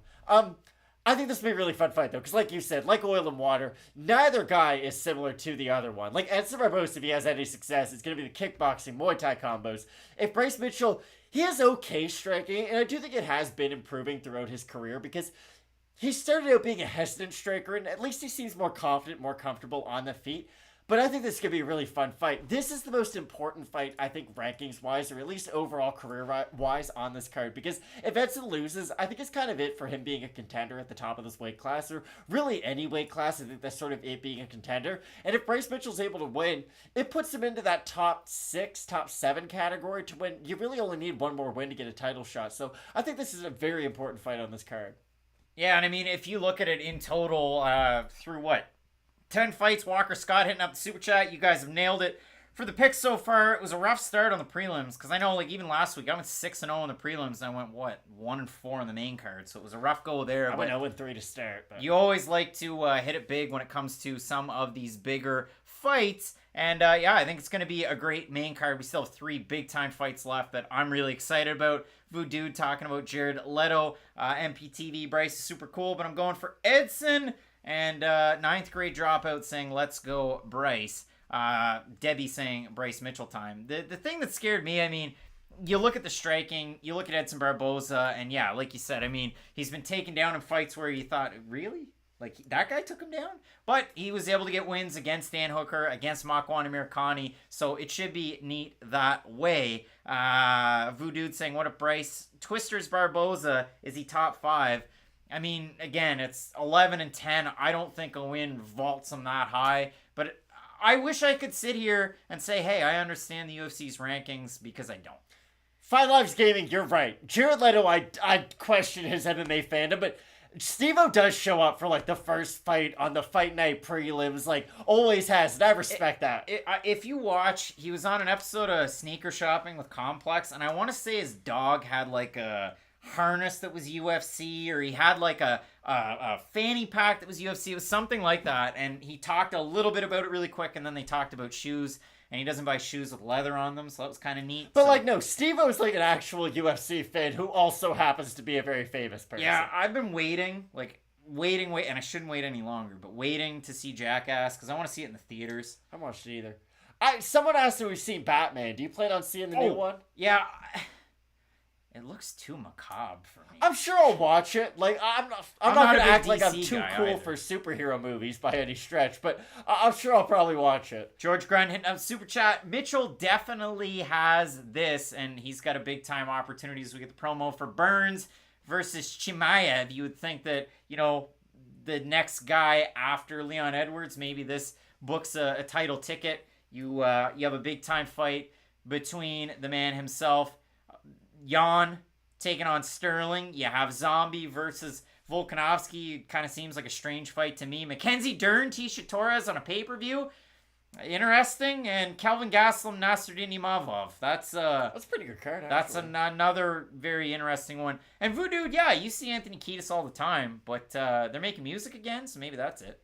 Kiedis is another one who shows up early. Like, I would say they're two of the more hardcore MMA fans. And Shaq's been going to UFC events for a long time. The crazy thing is, like, if you look at, like, weird crossovers and stuff, Brittany Palmer, the ring card girl, she's there tonight. She designs cards, too. Like, for Topps Project 70, I got the Vladimir Guerrero one she did, and I've got the Shohei Ohtani as well. So, yeah, some neat stuff from people you just didn't realize, maybe. But Brittany Palmer, doing it, getting done. She's been a ring card girl for a long time. But, Matt, we look at this fight, again, the question was top 5, and if you look at it for top 5 rankings... I wouldn't say it like that to her face if you ever met her. You've been a ring card girl for a long time, Brittany. I think she'd be a little offended by that, Craig, that's all. You look at fighting ahead, and you have your 4th-ranked guy going for the title, Volkanovski taking on Korean Zombie, but ahead of Barboza, it's Igage, Chikadze, Allen, Emmett, Cater, Korean Zombie, Rodriguez, Ortega, Holloway... Rodriguez is coming off of a loss in a fight where he definitely proved a lot when he took on Holloway. Brian Ortega coming off of, a tricky fight. We could say that much. That much is true. But Cater coming off a big-time win. Chikadze off a loss. Arnold Allen somewhere there in between, as is Josh Emmett. So I expect a win. It really is tough to gauge Mitchell Barboza, and it almost depends on how they're able to get it done, especially on a big-time pay-per-view opportunity for both of them here. It is a huge opportunity for both guys. And for Edson, though, it does feel like a step back. And again, that does play a small part into my prediction, because you do have to take into account this guy has fought some of the best fighters of all time throughout his career in main event slots, on pay-per-view main cards. So I do think that this is a bit of a step back, even mentally for him. Like, okay, now I'm fighting Bryce Mitchell. Like, I fought Khabib Nurmagomedov. This isn't that big of a deal. And again, for Bryce Mitchell, this is by far the biggest opportunity of his career, so I do expect the best version of him. But it's odd, though. Edson does have a few losses at featherweight, even though he hasn't been at this weight class for all that long. So I do wonder if a win for him means as much as it does for Bryce Mitchell. Because again, for Mitchell, he has yet to have a real big marquee win at this weight class. Again, he has good wins, but not over super quality opponents in the top 15. And for Edson, he's fought the best of the best for as long as, really, he's been in the UFC. So, very fun fight. We're split on the pick, but I do think it'll be a good one. Yeah, and I had Mitchell at the start of the week. He's got a good opportunity here. Debbie saying, how does Bryce win? By smothering with his grappling, and MPTV saying it's hard to pick against a guy with several leg kick finishes, like picking against Chris Gutierrez. When will we see that guy? But again, it was mentioned there that Shogun's still fighting. Yeah, the rematch you didn't know you needed. Shogun versus OSP. A fight that will happen in 2022. And Shogun went out so badly against Paul Craig his last time out. Like, I don't want to see him fight again. So, without even watching any tape and going off memory, I've got OSP in that fight. You know they say you should never meet your heroes because you're just going to get disappointed? Yeah, well, that's my hero. No, do you know what's worse than meeting your heroes and being disappointed? Seeing your heroes tap out due to strikes. When you've known them for being, like, one of the best. But he did it, like, before he became extremely famous. Shogun, is the all-time great, and this is what he did in his last time. It just is disappointing. He also got flatlined the first time he fought OSP in like 30 seconds, so it's not necessarily a rematch I need to see, because I feel like OSP is probably going to beat him. Shades of Chris Cyborg, Sinead Kavanaugh in terms of rematches, just not in the same lineage or amount of time. Man, they really put that poster out there for everyone to see. I bet that's an NFT somewhere that Terry Edom gets 50% of, hopefully, but Edson Barboza, definitely one of the more dynamic strikers, regardless of weight class, that we've ever seen. I mean, the guy can make you go stanky like pretty darn quick. And for Bryce Mitchell, interesting too, because you look at it on the UFC's website, that's what we have up in front of us, and I'll switch back to our regular view here, but for Bryce Mitchell, you know, he's 14-0. He's in certain circles. The one loss on the UFC's website is from the Ultimate Fighter, so take 3-round Ultimate Fighter fights as you will. But, of course, he's able to beat Tyler Diamond in the finale. And that was an interesting season, too. I mean, Brad Katona was able to win, and then in a few fights he was gone. Canada's hopeful.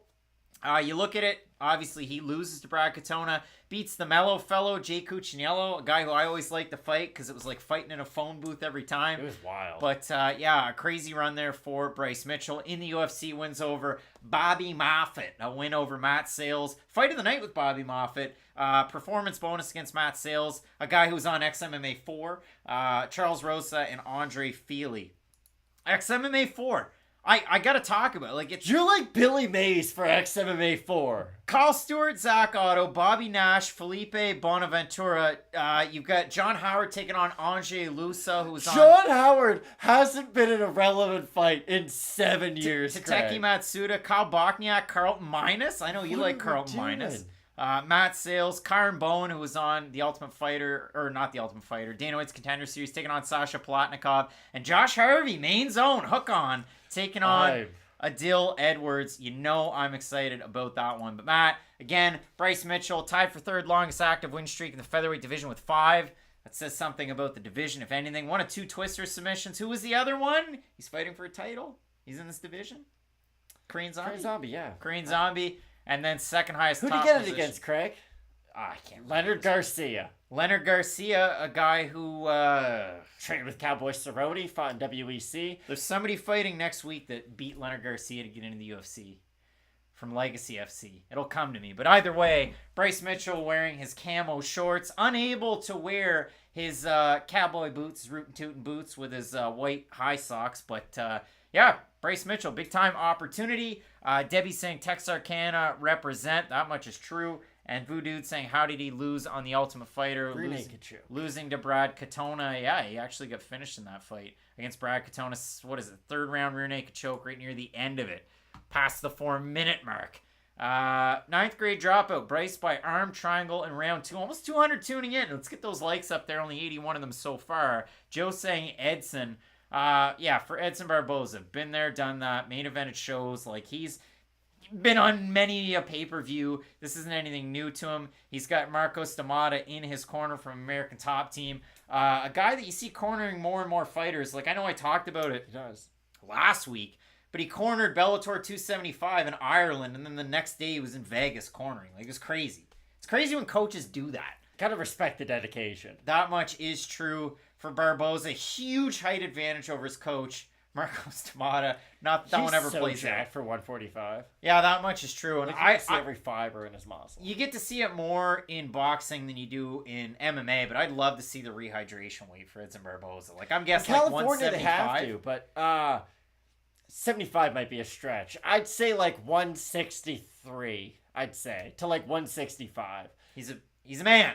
He's a big time guy. Oh, he is huge for this weight class. Like, you can tell. I don't think he's been the smaller guy in any of his fights. Shane Burgos and him matched up a little bit physically, but I would still say he was a little bit thicker. What we'll do as this fight starts, we get rid of the logo in the middle. We start the 5-minute timer. We have the opportunity to move it around. We can pause it if we need to. Restart the action as we get set for this ranked fight at featherweight between number 11, Bryce Mitchell in the blue corner, number 10, Barboza in the red. Do you expect a finish in this fight? I do, because, like you said, their skill sets are so opposite that it probably will result in a finish. If it's going to be on the feet, as a Bryce Mitchell supporter, I hope we don't witness that. And if it goes to the mat, I really do think Bryce Mitchell is leaps and bounds ahead of Edson Barboza, especially as sort of a stamina grappler. I know that's not really a type of fighter we talk about all that often, but that really is what Bryce Mitchell is. So I do think if he can get into some very long grappling exchanges with Edson, he can start to open up some holes and maybe threaten with a submission or two. And Rob G talking about the old Giga. Big time Giga. And Joe saying heard he walks around at 170. Queen is saying, I think I'm switching to Bryce. I think I'm switching to Bray. I switched the other way. But it is what it is, and it should be a competitive fight. But that's the weird thing if Edson does win. Like, he's really good, but he lost to Giga. And we know Giga's good, but he lost badly to Calvin Kattar. So you realize that there's still a couple steps for Edson to get past if he does want to get to the top of the division. So if Mitchell wins, would a Giga Chikadze matchup make sense, do you think? Would you try to make it put him in there with Calvin Kattar? The good news is 145 is a great division, I guess, so there are a lot of fun fights. It'll just be interesting to see what the matchup could be next. We'll see how it plays out. Downtown TJ Brown in the corner of Bryce Mitchell, Westside MMA, where they're training out of, and for Barboza out of the premier American top team. The guy's bodied up for 36. You couldn't do Yair Rodriguez versus Bryce Mitchell after this fight, because I guess that'd be a very similar skill check to what this one is, but... It's got to be an Arnold Allen. It's got to be a guy that doesn't have a fight. And, yeah, I mean... Arnold Allen's fighting Dan Hooker, though. Yeah, there's some weird matchups. Moving forward, I guess Josh Emmett, if maybe Josh Emmett can make something happen. He's coming off a big win over Dan Ige as our pay-per-view starts to glitch out a little bit on Fight Pass. I'll re-up it. Mark Smith, our referee for this contest, and maybe we'll end up being a little bit behind of where we should be, which you hate to see, but sometimes Fight Pass does this. So you get set, you got Barboza, you got Mitchell. We're at 458, 449, 448, 447, 446. I'll stop the timer there. But 445, as we had the little glitch of a snafu. But Bryce Mitchell looking to really try and establish himself center of the octagon. He's got Barboza pressed up behind the black line. But Barboza is one of those guys that can really excel back here. But you do like it a lot more when he's the one moving forward, where he's the guy getting pressure backwards. You can hold him up against the cage, and that's what I do think Bryce Mitchell's plan will be. Try to get him against the cage, sort of slow him down and crash some of that distance so you don't give him all the rage to get off his power strikes. Bryce Mitchell trying to cut the cage so far. Barboza bobbing back and forth, side to side. He had a good leg kick early, 4:10 remaining in this first round between Barboza and Bryce Mitchell. Those leg kicks are digging in there early on the inside for Edson Barboza. And Edson Barboza can take off the ground like a prime John Starks. So you do have to watch out for the flying knees, too. Yeah, and a nice body shot attempt there from Barboza, who lands another leg kick to Bryce Mitchell, and another body shot from Barboza, who resets really quick so he doesn't get taken down. And exactly. Even though he is a decade older than Bryce Mitchell, he's still much faster. Big time body kick there from Bryce Mitchell of his own. You got to give credit where it's due. 3:40 remaining in this round. The early round snafu. Bryce Mitchell looking to land that lead hook, and I think he's been able to do a little bit of damage with it. He's doing a good job pressuring Barboza, even when Barboza circles out to the middle of the cage. Bryce Mitchell drops Edson with a clean left hand after a right hook. That was impressive. Edson Barboza trying to dig that lead hand there of Mitchell, who looks like he's got his two hands clasped. He's got a leg, he's got an arm, but Bryce Mitchell dropping Edson Barboza. That's a surprise. Yeah, surprised him with that shot. That was very reminiscent of when Edson got dropped by the jab of Cowboy Cerrone. Takedown here from Mitchell. Looks like he's going to be able to get it working from the guard of Barboza with about 3 minutes left in the round. I mean, this is as good of a first 2 minutes as you can possibly have for Bryce Mitchell. You eat a few leg kicks, you start adjusting to them defensively, check a couple, get a knockdown, and immediately take the fight to the mat. Big time opportunity here for Bryce Mitchell, who's doing good work, and he's got over half the round to work here from guard. And our referee's Mark Smith, a guy who doesn't necessarily reward guard work, and he's not going to stand up Bryce Mitchell, though. One of the best grapplers in the UFC? It's just the way that Mark Smith referees. And for Bryce Mitchell, he's got the arm clasp behind Barboza, won't let him move, looking to land a little bit of ground and pound, soften him up. Looks like Barboza's going to try and get out of this guard. He really doesn't want to be stuck in this bad position up against the cage. And Mitchell has landed a few of those nice elbows over the top. Nothing's landed all that clean yet, but he has threatened with a couple different ground and pound strikes. But this is all good work, because I do think as the fight progresses, Edson is going to slow down. And the most dangerous time to fight Edson Barboza is that first 5 minutes. So if Mitchell can wear him out, start to get some of that lactic acid built up in the legs and arms of Barboza, it should slow him down. And everybody's saying the fight's got to start over. We had a glitch on our end with pay-per-view, so I didn't want to just goof around and be 10 seconds too slow with it. So Mark Smith talking to the fighters here, but we've got about 1 minute and 40 seconds remaining in the first round. And Bryce Mitchell trying to do anything he can from full guard here, but Barboza doing a good job of defending, not letting him get off a lot of shots or work that grappling either. Mitchell has been able to land a few good elbows, though, and he is making good use of this top control, I'd say. He is making Barboza work. And Barboza really trying to just hold on to anything he can, but at the same time not holding and as I say that, he does lock his legs there, but doing a good job trying to avoid the shots. Minute and 10 seconds remaining here in our first round between Mitchell and Barboza, and it's been, it was a competitive first minute and a half, but until Bryce Mitchell was able to land that big power shot and drop Barboza. It's wild that that's the sentence you said. That's a sentence Bryce I Mitchell said. dropped Edson Barboza. And you got to watch out for it. So 52 seconds remaining here in the first round. And Barboza gave a look of, I'm surprised I'm here.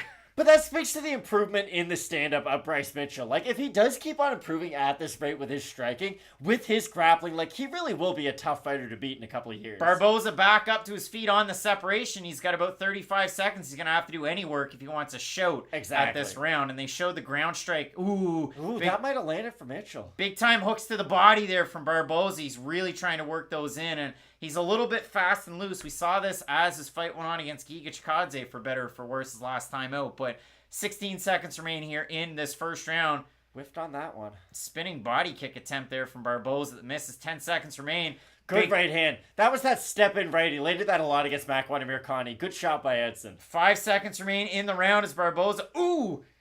And a really, really fun round. That one is going to be interesting in terms of those scorecards. For me, 10-9 for Bryce Mitchell off the hop, but Barboza made it competitive in that last minute. He did. He was able to land that one really big right hand, but other than that one shot, he had a couple leg kicks early on, so I shouldn't say that's the only success he had, but that was by far the biggest shot he was able to land of the fight. But, of course, Mitchell had a couple minutes in top control. He did have some good ground and pound strikes, too, from full guard, and he got a knockdown on Edson Barboza, which is wild. And again, if Bryce Mitchell could just keep on improving his stand-up, and he has to win this fight too, he will be a tricky, tricky problem for anyone to solve in this division. Yeah, I mean, great leg kicks early from Barboza, but likewise, Bryce Mitchell able to land a really nice left cross, get that takedown. He had the single wrapped up. He had the arm of Barboza kind of tied up in there, and we'll make sure that we get that timer out there for the second round between these two guys. But again, for Barboza on the separation, right back up to his feet really quick and able to land some good shots as the round ended. So definitely not all hope is lost for Barboza, but you have to feel pretty good, Bryce Mitchell being a grappler, to drop a great opponent in Edson Barboza like that. And to take him down too. Like, the big ways to score points in a fight is get a takedown or get a knockdown. He was able to do both. Bryce Mitchell eats a leg kick for his troubles early against Barboza, who's now pressuring on his own and taking center of the octagon, with Mitchell trying to figure out the distance here. Mitchell goes big for takedown for Bryce Mitchell. That was a big key. And in the center of the cage, too, so Edson won't be able to use the cage as sort of a momentum builder to then push off Bryce Mitchell. Eric says, no way Mitchell beats Barbizzle. I don't know about that, Eric. Do you think any of his friends call him that? Because I strongly doubt it. I think a lot of them do. He's a rapper. Come on. Oh, yeah. Sup, Barbizzle? Barbizzle. VT 1-0 Bryce, but he's looking gassed at the end. No, I don't know about that. But it's really interesting because he hasn't been able to establish much past guard against Barboza yet. If it ain't broke, don't fix it. Ground strikes, again, they showed at the end of last round. What was it, 37-0? But yeah, that one's tough. Queen is saying 2 real men fighting. Alejandro saying Rafael. Wish we got the battle of the Rafaels. But we get Barboza and Mitchell as Mark Smith watches the action that is. I was so excited for the Fiziev RDA fight. Like, I really am upset that we weren't able to get that. And I know Moicano's going to be a really fun fight on short notice, but it's just not the same. Rafael or Hanato, I've got Dos Anjos. But Bryce Mitchell, yeah, I mean, from guard, landed some shots. Nice elbow. Back down. But Edson just has a closed guard right now. Like, he's not doing anything to try to get back up to his feet. True enough. Looks like there's a big time cut on Barboza from that elbow. Be eager to see where that cut actually is. He's got him split open. And if we've learned anything from question mark kicks, you never switch your pick on question mark kicks. You really shouldn't. You gotta shouldn't. stick with the original. You gotta stick with Bryce Mitchell, but unfortunately I did not. That was just a goofy thing. That bruise did work. Plenty of fight left. That much is true. Don't get so down on yourself, Craig. Eager to see where that cut is there. But again, for Bryce Mitchell, just hanging out in guard here. For Barboza, he's playing defense. You're saying hanging out in guard. Why would he do anything different? Like, Edson Barboza's not trying to get back up to his feet, and he's basically holding you there in a full guard. So, if you're Bryce Mitchell, you might as well take the ground and pound shots you can get and not expend any extra energy. That much is true. VT saying, doesn't matter if Edson can't get up and ends up 2-0. Bryce can steal 2 rounds here easy. And that really is important, because if he wins round 1 and 2, other than a finish, like, Edson really is screwed in the third. Yeah, and Queen saying he's busting up Edson's face. I mean, the best shot he's landed was that elbow that resulted in the cut. But other than that, I mean, small shots here. There's been a few decent elbows. I think you're underselling some of this ground and pound. I think there's been a few decent elbows getting through. There's only been a few. Mark Smith watching on with the action. Barboza getting his back up against the cage. Mitchell trying to reset here. Grabbing the waist of Barboza. 2 minutes remaining in our second round. And Bryce Mitchell looking to try and get around it. Now he's in an awkward spot. Butterfly hooks for Barboza. Trying to get back up to his feet. And he's back up. But Barboza, he is really in a bad position. Bryce Mitchell, I think he's going to be able to get the takedown. Edson did a really good job of getting back up to his feet, though, and he was good when he doesn't have a closed guard, and when he uses his feet like butterfly hooks, he can have success, but... Mitchell here in a bit of a half guard with Barboza in a very compromised spot up against the cage. He's almost kind of back to the turnbuckle in the corner. This is going to be a really tough one to try and get out of with less than a minute and a half remaining. This is the Mark Coleman special, really. Like, get the guy in the corner of the cage and try to get some ground and pound off. Mark Coleman, the OG of the ground game. A coach of... The grandfather of ground and pound, some might say. One AJ Dobson that we saw a few weeks ago. Bryce Mitchell... It's a good shot. In an odd mount, so it seems. Barboza grabbing the cage. Mark Smith. Yeah. Don't grab that cage, but Mark Smith, a guy who is all right with... Bryce Mitchell is all over him. No foul, no harm. Ground strikes from Mitchell. In this round, if it ended right now, it's 10-8. These are tough shots. Edson's showing it now. Mitchell on top. He's hanging around.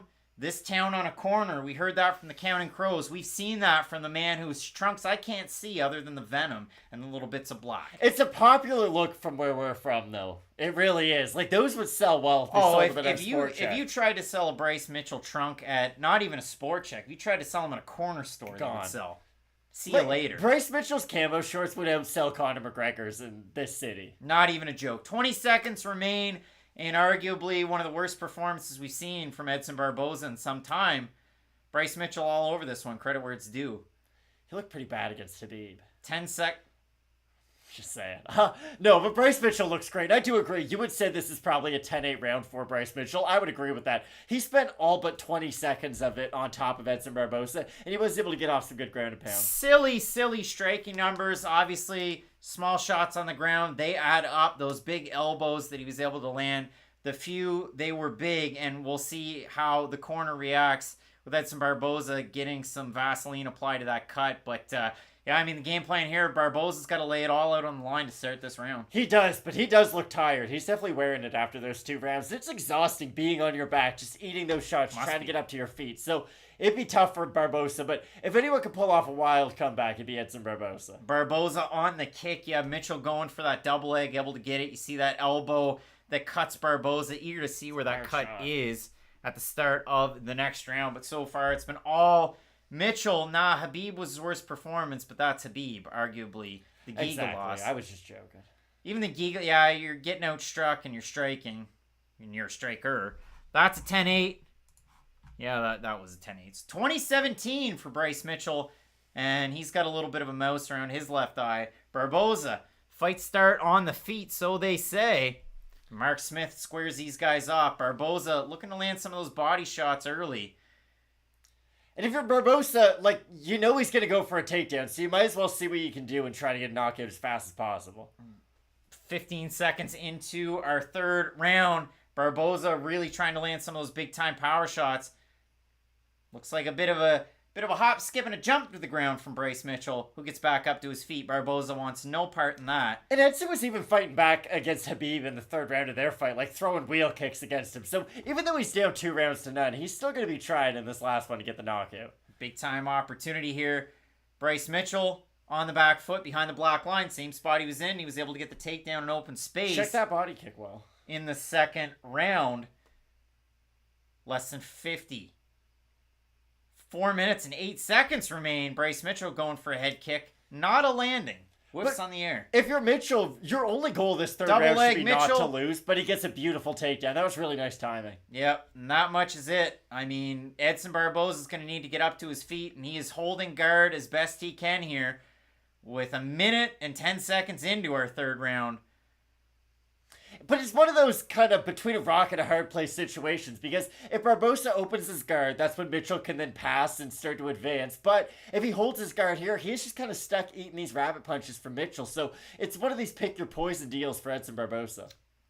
Bryce Mitchell, I mean, to his credit, he's been able to get the takedowns, do enough with them. Hasn't really been able to implement that submission game that we love to see out of him, but he hasn't really needed to. Again, a 10-8 in the second round, a 10-9 in the first. Barboza is trying to get back up to his feet, but Bryce Mitchell doing a good job of placing his body weight in all the right places. Good head placement as well to keep this fight down to the mat, almost stacking Barboza. We'll see if he's able to land some good shots here, some ground and pound, couple of nice left hands. Can opener. This is it. Well, this is it for Edson Barboza, the contender, I think, though. And that is sad to say, because, boy, I was a big fan of his back in the day. It has been a long, long UFC career, over 10 years for Edson Barboza, and a guy whose takedown defense traditionally has been quite good. At featherweight, it has not translated as it had at lightweight. But, yeah. Oh, Edson Barboza. Triangle. Triangle. No, he doesn't have it, though. Maybe going for an arm. He doesn't. And back into guard.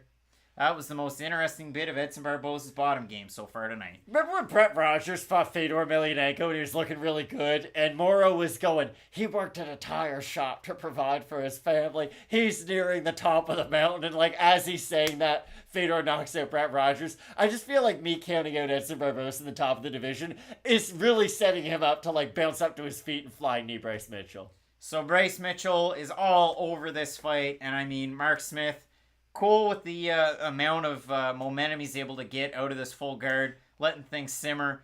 Listen, it's up to you to get out of the position, so it really is one that's, it's at the referee's discretion. Would you stand it up if you were the ref?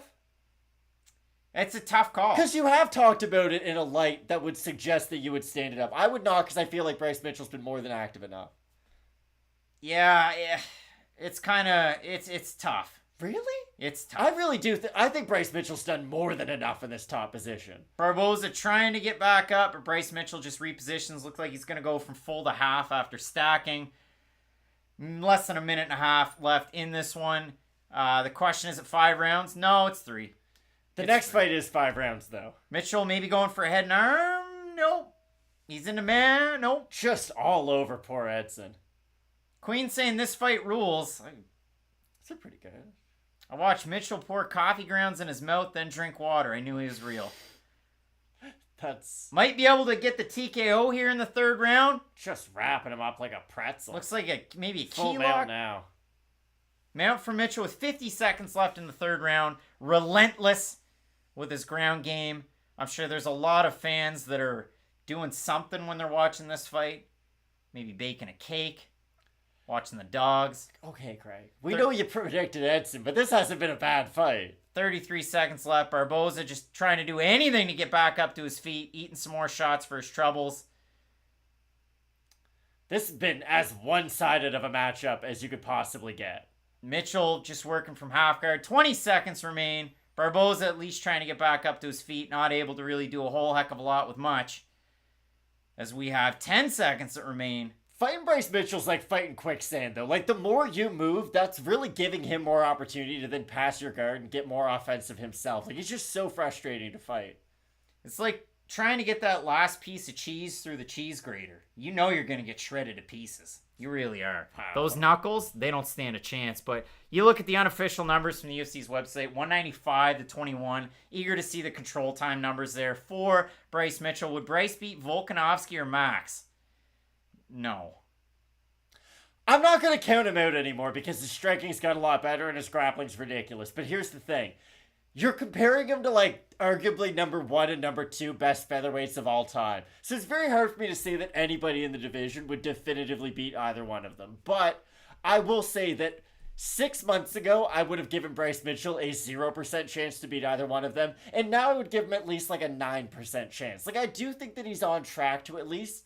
Maybe we'll see Bryce Mitchell fight for a title at one point. Will he win it? Listen, it's a title fight. Those are tough to win. But I do think we could see him in the title picture sooner rather than later. He got the knockdown in that fight. I'll see if I can... Yeah, I can't bring up the total control time, but I'll do my best to try and get it.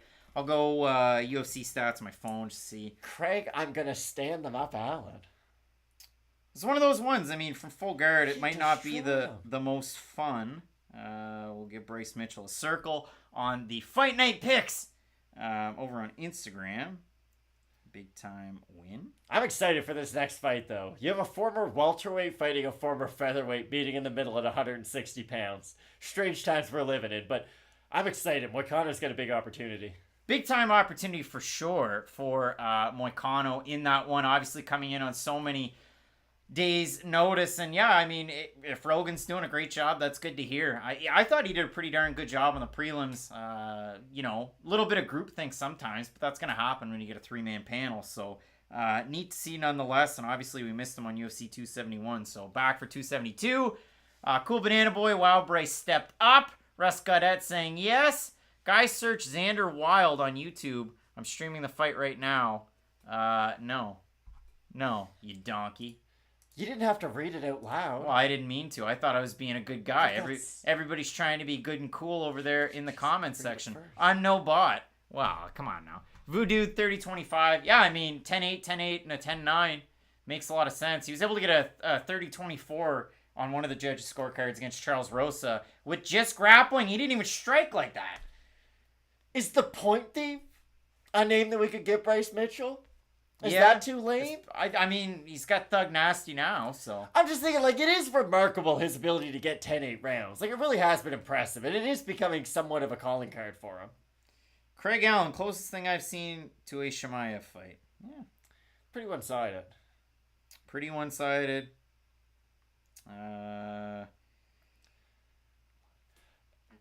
Really exciting, though, for Bryce Mitchell, again, moving forward. This probably should set him up for, like, a top 7 opponent moving on. And it's weird, because Edson is a top-ranked guy, but we sort of know what his limitations were in the top of this division. But the fact that Mitchell was able to drop him, was able to grapple him, that's why I do give him at least somewhat of a chance moving forward to beat those top guys in the division. Whereas before this fight, I never looked at Bryce Mitchell as that guy, no matter what the result of this was going to be. But the performance he put on really did impress me. Like, I think much higher of Bryce Mitchell now than I did 20 minutes ago. Over in the comments section, the question from Fearless Red 25, what do you think of Ariel leaving ESPN? I think he made a big mistake. I don't know if he did. I mean, new stuff. ESPN, yeah, they've kind of gone more towards, what was it? They've gone more towards, like, former fighters. That seems to be the go-to. Same as the commentary with the UFC. So, I see where they're going. Obviously, DC, RC's a show. Chael and George Sedano, that's a show. It's like when people ask me do I like the Venom shorts more than the Reebok ones? I don't care, like, what logo's on it. It's all the same. Ariel Hawani's show is still basically the exact same as it was. Now it just has the MMA fighting logo in front of it, and before it had the ESPN. Like, there's minor differences, don't get me wrong. But for the most part, if you liked Ariel Hawani's stuff, you don't really care what company he's signed under. That's my take and I on mean, it. He's got the stuff with the Ringer, Michael Irvin, my guy from the U, Carlos Correa. He's a free agent, and apparently Lance McCullers, but they won't show him. Oh! There's Lance. There he is. There he is. Chuck Liddell.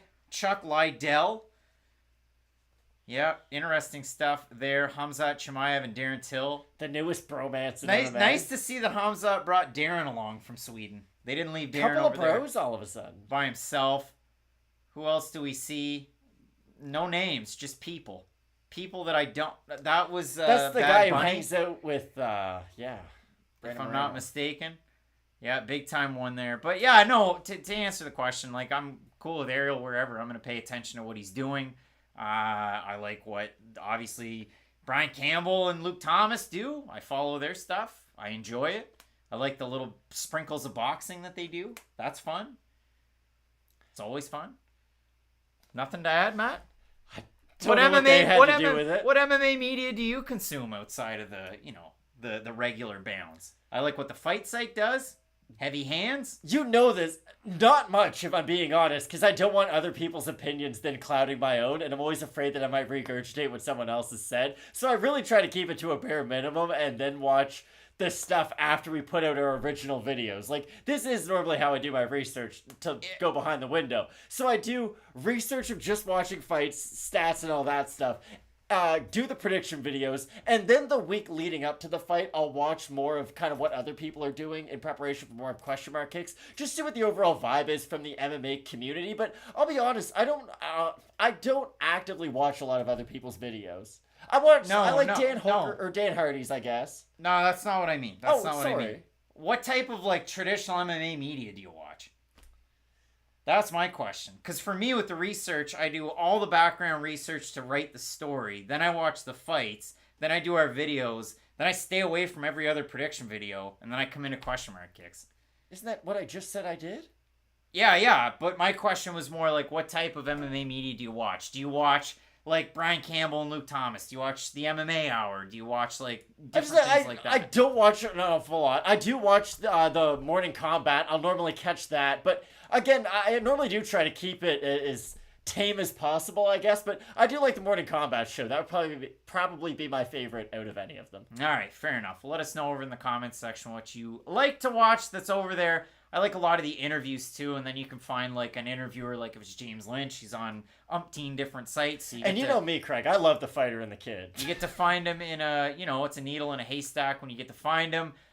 You get to watch different shows that are out there. There's always good MMA content, and there's probably shows that people out there are gonna comment on that like we've never seen before, but they do a great job. Voodoo saying I watch Bisping's YouTube. He does a great job. Obviously, you got Chael's stuff that's out there. That's a lot of fun to watch. But Dos Anjos taking on the man himself. How would Usman do against Canelo? That was weird. That whole interview, I sent it to you, but that Canelo interview with Ariel was just odd. Like I didn't expect that much more out of it, though. Like, what more did you want him to do? He's talking to an MMA journalist, and he's a boxer who's never talked to him before. Yeah, it was a weird one. But in boxing, I think Canelo wins big time.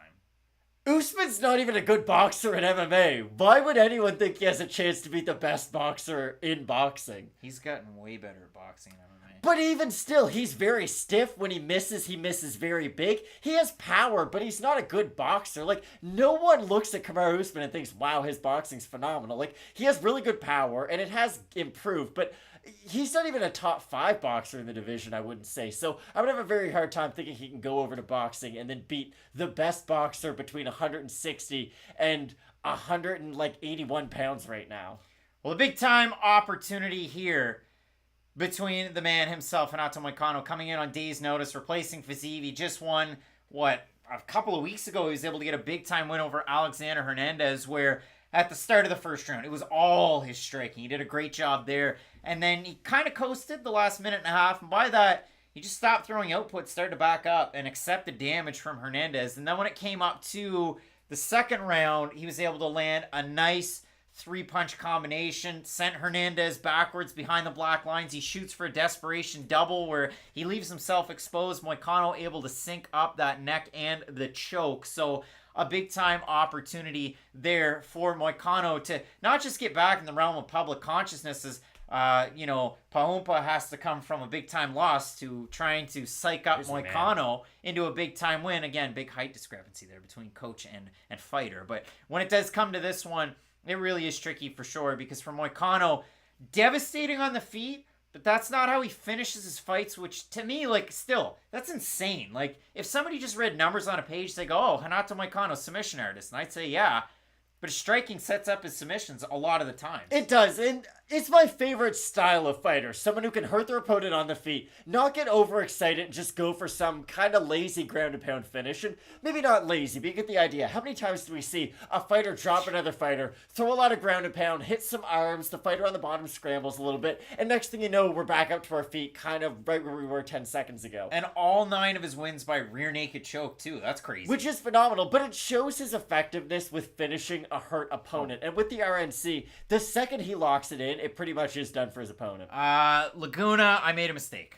because truly the logo is on top of the timer, and when you leave the timer on by accident, you switch screens, the timer starts back up. So that was a mistake there. Joe saying 160-pound weight class. The craziest part about it is the UFC hates to have catchweight fights. This is the second fight at 160 pounds that they've had in as many weeks. Islam Makhachev on short notice against Bobby Green, and Moicano on short notice against Dos Anjos, who was already getting ready for a fight at, like we said, 155 pounds against Fiziev. So 5-round atmosphere for RDA. He's no stranger to that. Obviously, it's odd to have a non-title 5-round co-main event fight on a pay-per-view. We saw it with Diaz and Lawler. That really kind of knocked down the door, so to speak. I don't think it's talked about enough just how wild it is that a championship fight or a main event fight is 10 minutes longer than a normal fight in MMA. Because you played hockey growing up. I never played hockey. Just to put it into reference, there's 3 periods in hockey, 3 rounds in an MMA fight.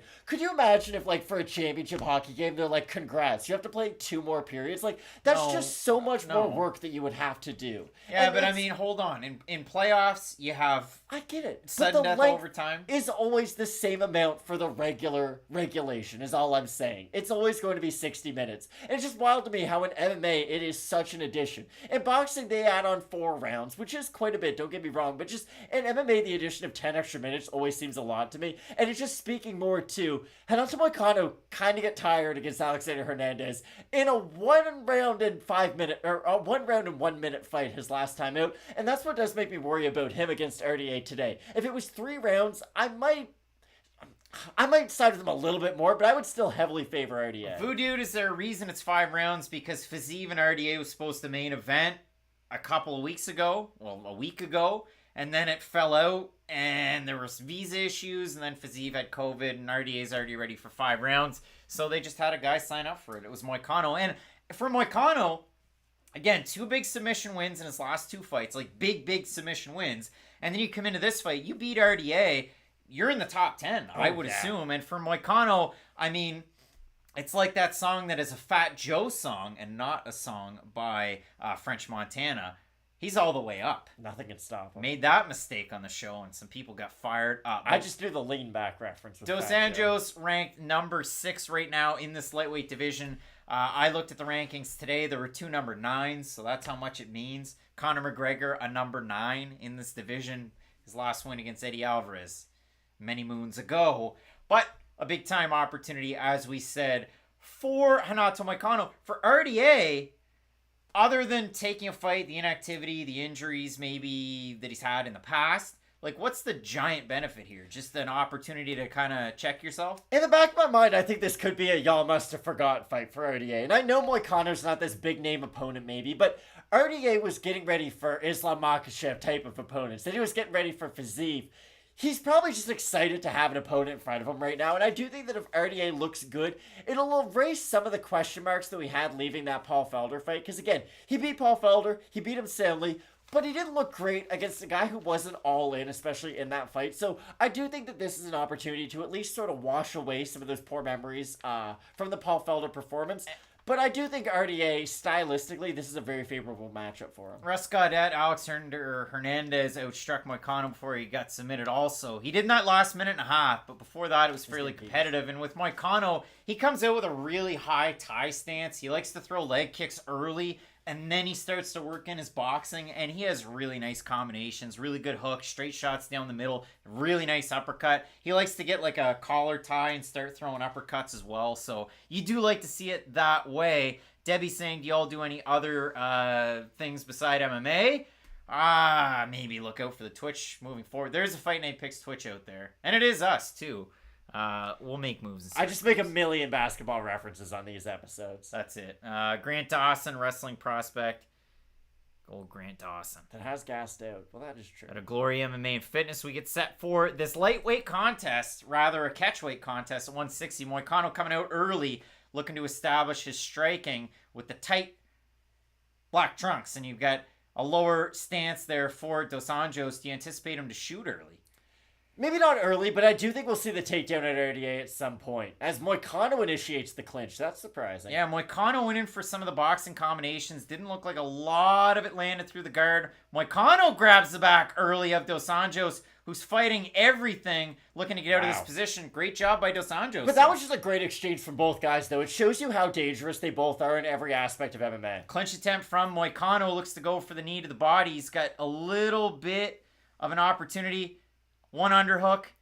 50-50 here with Dos Anjos back up against the cage. Moicano's looking to get to work quick tonight. I'm surprised to see this game plan from Moicano. I did expect him to keep it at range at least a little bit more early on, because like you said, he does have great striking for someone who has 0 knockout wins on his record. It really is amazing to look at that stat, but RDA able to get it back in range. Ooh. Good right hook by RDA on the counter. And you saw the uppercut from Moicano, and RDA able to get out. Ooh, double. Good takedown. But that's the thing about RDA. Everything's so much cleaner what he does than Moicano, because with Moicano, there is a bit of a wind-up when he throws. With RDA, it's just forward, forward, forward. And for Moicano, like we said, I mean, coming in with such short notice, he's got to make quick work of this because a 5-round atmosphere definitely doesn't support his game plan, you would think. And Moicano's been working quick, but now that Dos Anjos has defended the takedown to Moicano, earned his own takedown, and we're back up to the head feet. Kick from RDA. That might have hurt Moicano. Ooh, knee to the body there from Dos Anjos. And Moicano back in the pocket. He's back in the ring to take another swing. Wow. RDA, good head movement. Good slip on that left hand of Moicano. Right hand, sorry.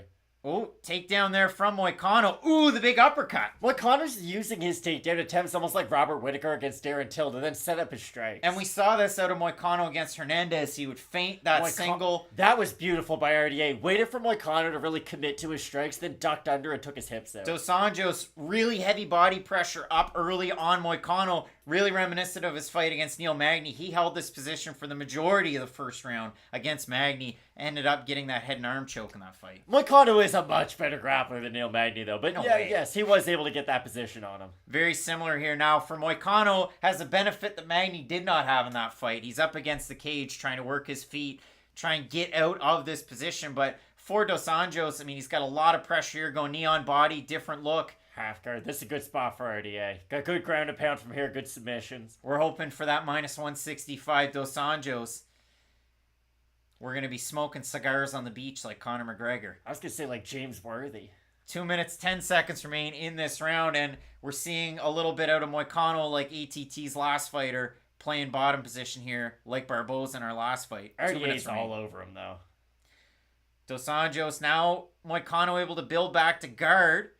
Will he be able to slip himself out of here? Less than 2 minutes remaining. It's going to be tough because Moicano normally is by far the better grappler in most of his matchups, but against someone like RDA, it's going to be tough to out-grapple him for any consistent measure of time. Dos Anjos stacks, looking to land some good That's shots. That's a big one. Big time left hand lands for Dos Anjos. He's landed a few big shots this round, on the feet and on the ground. 135 left here in this first round between RDA and Moicano, and to Moicano's credit, he went after it to start that fight. I mean, listen, Bobby Green, he landed 9 significant strikes against Islam Makhachev, a record. Do you think Alexander Hernandez is with his friends right now? Like, I could have done that. I mean, hey. If he didn't catch me early in the second, this is what the fight would have looked like. Factory X had a tricky night on this night. Dustin Jacoby victorious. Devontae Smith, where you at, bud? But minute 5 seconds remaining here at lightweight. It has been all Dos Anjos after the early storm from Moicano, and that's all you can ask for. Minute remaining. RDA looks great on the mat so far. Trevor's saying, do you think Conor would have beat RDA? I don't know, but I wanted that fight at the time. At the time, no, I didn't think he would beat RDA. 45 seconds remaining. RDA doing a great job from this half guard position. A spot that he really does excel at. Good ground and pound. He just seems so much stronger than Moicano. Even though Moicano looks like the bigger guy at this weight class, which is weird because he was a featherweight and RDA was a welterweight. But RDA, just with the takedowns and with his transitions, looks to be the stronger guy. Dos Anjos really doing a good job here. And for Moicano, a guy who's notorious for the rear naked choke, he's trying to get around to the back. But again, Dos Anjos doing a good job. Wrist control. Keeping him down, now working from a full guard with about 10 seconds remaining. Great first round for RDA, though. Good first round in the first of 5. You heard that right, 5. And I saw Debbie asking, I'd say it's just because Dos Anjos was getting ready for 5. He's a former champ, so you give a dog a bone, as they say. And he gets the 5 round. But 25-8 the strikes. Moicano coming in, having a time. Just like Donnie does. Remember that? I don't. Having a time. I'm going over there in a few weeks. Having a time. I'm so confused. Rick Mercer introduces that music video. I was born in 1998, crap. Not Donnie Does, Donnie Dumphy. Donnie Dunphy. 10-9 RDA. Sorry I didn't know a reference you messed up in the first place. 10-9 RDA. 10-9, 10-9. Yeah, I agree. I'd say 10-9. Moicano, like I said, he came out hot and heavy early. He wasn't completely dominated. You're right. That was a nice head kick. I mean, we've seen folks get knocked out by those glancing blows to the forehead. Johnny Walker, the recipient of a glancing blow to the forehead not that long ago. I always think an underrated head kick finish is Yuri Prohashka versus Volkan Oezdemir. I know the right hand's the one that finished him, but it was the lead left high kick that really rocked Oezdemir, and it was a really awkward strike that was nice. Guess who's back? Back again. Moicano's back. He's made a friend. He's got a big-time opportunity here against Dos Anjos, who looked really good in that first round. He's pitching like Syndergaard 18 is what they would say, Matt. 5 seconds in, both guys looking to establish position in the center, but it's Dos Anjos backing up Moicano. RDA's like Kel Brooks, an old man who's still bodied up. Drop the S, and you got the man. Dos Anjos trying to figure out the range here. Nice leg kick. Almost checked there from Moicano. Lifted the lead leg. He did. Minus 1,100 Dos Anjos, the live odds by DraftKings. I thought that right hand might have caught RDA, but I don't think so. Big time knee there from Dos Anjos, but it looked like Moicano was able to land a right hand. Really trying to work in that uppercut that we talked about. And ate a big left hook for his troubles, though. Yeah, Moicano ate a giant left hook, but he's still working in there, trying to establish the jab. He's doing a great job with his jab. When he commits to the right hand, that's what RDA's using that as an opening to shoot for his takedowns. Moicano switching it up, and you saw from Dos Anjos switching levels, looking to try that left hand's accurate from RDA. Get the single leg. Moicano able to defend the takedown, still on his feet, but Dos Anjos winning in these striking exchanges so far.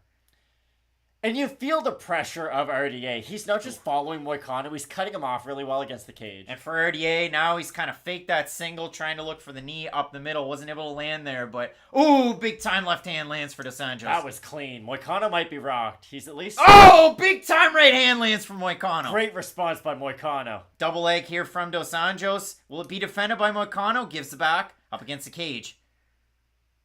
But that's the thing, now we know, when RDA gets in trouble on the feet, he can take Moicano down. When Moicano gets in trouble, he doesn't have that same luxury. Hasn't had it so far, that much is true. Big shots is what Voodoo's saying. Great fight so far, though. Dos Anjos trying to get this fight down to the mat. Tried to get the one hook in, but wasn't able to. Moicano playing the defense. Duke wasn't able to do that today, were they?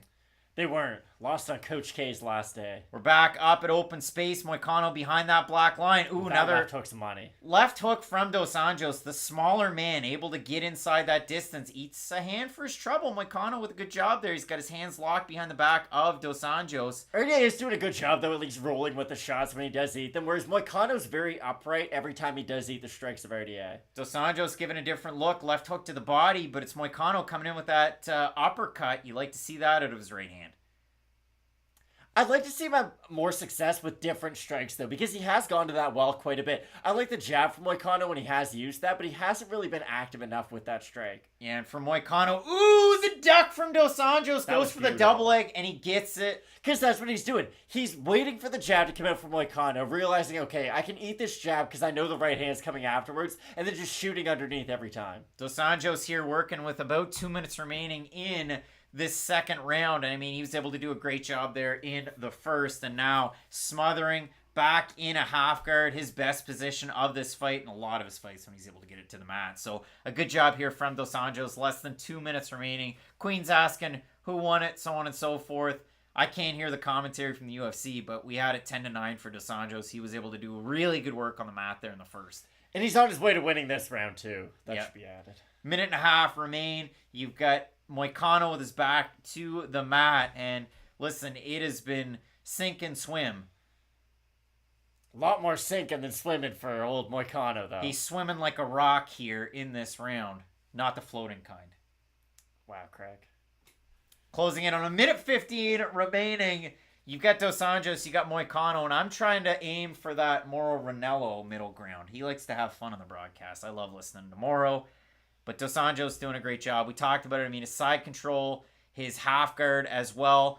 Moicano able to build back to a full guard, but not able to get anything done with his own offensive grappling here so far. And it's a tough ask, even on the notice to take on a guy like Dos Anjos here. That's why I got a little ticked off when people said, oh, he could beat RDA by submission. Get that out of my face right now. You never know, he could. But you do know. Like, here's the thing. Jacare broke his arm against Andre Muniz. Yes, he lost by submission, but it's different, okay? RDA's fought some of the best grapplers in the world. He fought Khabib Nurmagomedov and didn't get tapped by him. So who can tell me that Renato Moicano can submit RDA? He's fought Tony Ferguson, Khabib Nurmagomedov, Colby Covington, like some of the better grapplers, wrestlers we've ever seen. So I felt like it was a very long shot to say Renato had a chance of submitting RDA. Steve Mazzagatti wearing a different official, but he's got the clapper. Different official shirt than the official who's next to him. Bigger stripes on the shirt. Do you think he's working for a comeback? This is like a trial period? No, he's been doing that for a long time. So Mazzagatti, come on, hook him up. I always love a Mazzagatti fight, but yeah, you get Dos Anjos. You can just see it, I mean, in the striking numbers, but he's been all over this one with the grappling, with the striking, and you've seen the uppercuts from Moicano, but yeah, not looking great on the stool. Not looking great. And he's going to need to show that he has a little bit more pop on those right hands in this round because he was able to land them, but not really get any respect from RDA with those shots, whereas when RDA landed left hands on Moicano, they were rocking him and standing him up pretty much every single time. And that's the thing. With Moicano, he would get hit, kind of reset, and then RDA would just keep on going, keep on flowing into his combos. Yeah, I mean, a good opportunity there for Dos Anjos. And you look at it in terms of the division. I mean, for RDA, he's ranked 6th. The win over an unranked, you don't expect it to do much. I mean, for Islam Makhachev, he said no to this fight, and he doesn't get a title shot now. So weird, wild stuff. It was dumb that he doesn't get the title shot, but I will say this. Don't talk crap if you can't back it up. Yeah, just an odd move as we get set for our third round of 5 between Dos Anjos and Moicano. If Matt Brown tweeted out, like, I'll fight RDA, he'd do it, you know? And I'd be 100% sure he'd be committed to that game plan no matter what weight. To me, you take a short notice replacement unless, big time shot there. It's just odd that he was like, oh, I'll do it. And then, I won't. It's odd, too, when your manager's a power player. But we're about 30 seconds in, and you've got an odd game here from Moicano. Now that we're into the third round, he's been out-grappled. He's been outstruck in a lot of the exchanges. He's had some good shots. Don't get me wrong. First round, definitely more so than the second. Lead uppercut from RDA. But with Moicano, we talk about it. He's able to work in combination, and he landed 1 of 3 shots there. Usually when he's able to land to good effect as he goes to defend a takedown. Good job there. But, yeah, we just haven't really seen the snap to Moicano's game that we usually expect. He goes for his own takedown, Dos Anjos sprawls, and he's back up to his feet. Yeah, I do think Moicano's going to need a big action here in the third round to sort of shift the tide of this fight because it has been mostly RDA on the feet and especially in the grappling throughout this fight, but Moicano landed a few nice strikes there at range. Moicano's doing a really good job. Eats a leg kick, but Moicano's starting to fight back in this one. Good uppercut from Moicano, and that's what he needs. If he can hurt RDA on the feet, he might be able to get some success and win the round. Oh, RDA working that, faking the takedown, going for the knee up the middle. It's been a shot that he's been looking for tonight. But Moicano, again, starting to come back in some of these striking exchanges, starting to worry the popcorn book of old Craig Allen, as they say. Minute and a half in. Oh, RDA starting to land, though, through that guard. Just a great fight so far. Good leg kick there from Dos Anjos. And for Moicano, he had those great shots. And now, just like the Hernandez fight, he took the foot off the gas pedal. He's not landing. Oh, he's head kick! Big head kick by RDA. Moicano is out on his feet. RDA grabs the back. Ooh, shot to the back of the head possibly, but he's landing to the ear here. Oh, RDA pulls him down. That's just mean. Moicano is hurt. That was a big head kick, similar to the one he landed in the first round. Oh, Moicano able to get from half into full guard, at least cognizant enough, but RDA is pulling away. Moicano looks hurt. He's barely in it right now. We're landing the death shots here. Yeah, Mark he's Goddard barely holding on. Oh, head popped off the back of the canvas. Oh Dos my Anjos goodness. pulls in. Now he's in half guard from the opposite side. Surprised the fight hasn't been stopped yet. Yeah, Moicano's eating some really big shots. Moicano is eating a lot of shots. Now for Dos Anjos, he's a little high here. This is perfect, because he can't get swept from here. But Dos Anjos really doing a good job establishing that body weight and a lot of time left now that he's back on top once again. Well on his way to a 10-8 round in this one. That was a filthy head kick followed by some really, really nice ground and pound. Big time opportunity for Dos Anjos.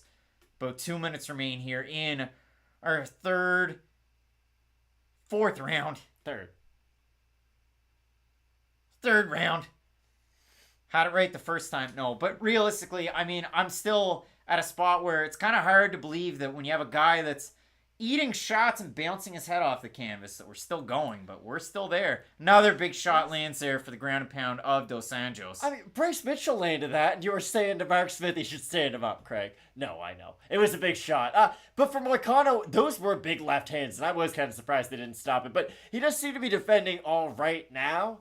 But it has been all RDA this matchup. But to what you had said earlier, Moicano was starting to have some success on the feet before he ate that big head kick. And then it was like somebody said timeout, and then he just stopped. And he started to bat, and he stopped throwing output.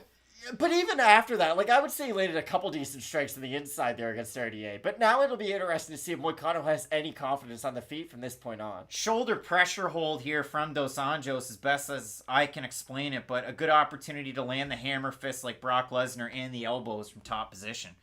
Saskatchewan's finest, some would say. Just a great performance from RDA so far. Could we end up with, is he going to be able to get a bit of a Kimura maybe? Nope. Back into a good position though is Dos Anjos here with less than a minute remaining. Just exhausting from Moicano. You've been dropped. And Walker Scott, Moicano is tough as nails. You're damn straight he is. Like, for a guy to take this fight on such short notice, to make it this far, to eat that many shots, he's tougher than you, me, and everybody put together. Yeah, I would agree with that. Less than 30 seconds remain with Dos Anjos working from half guard. Again, spot of the fight, some would say, for him. 10-8 round without a doubt for RDA. Another 10-8. So we've had what, a 10-8 first round?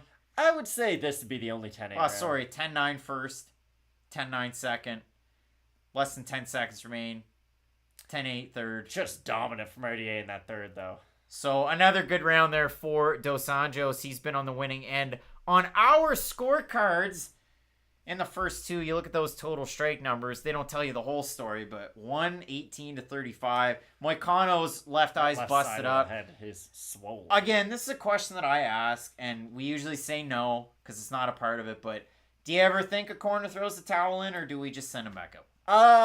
I can't see his eye right now. If I see it, I'll give you the answer.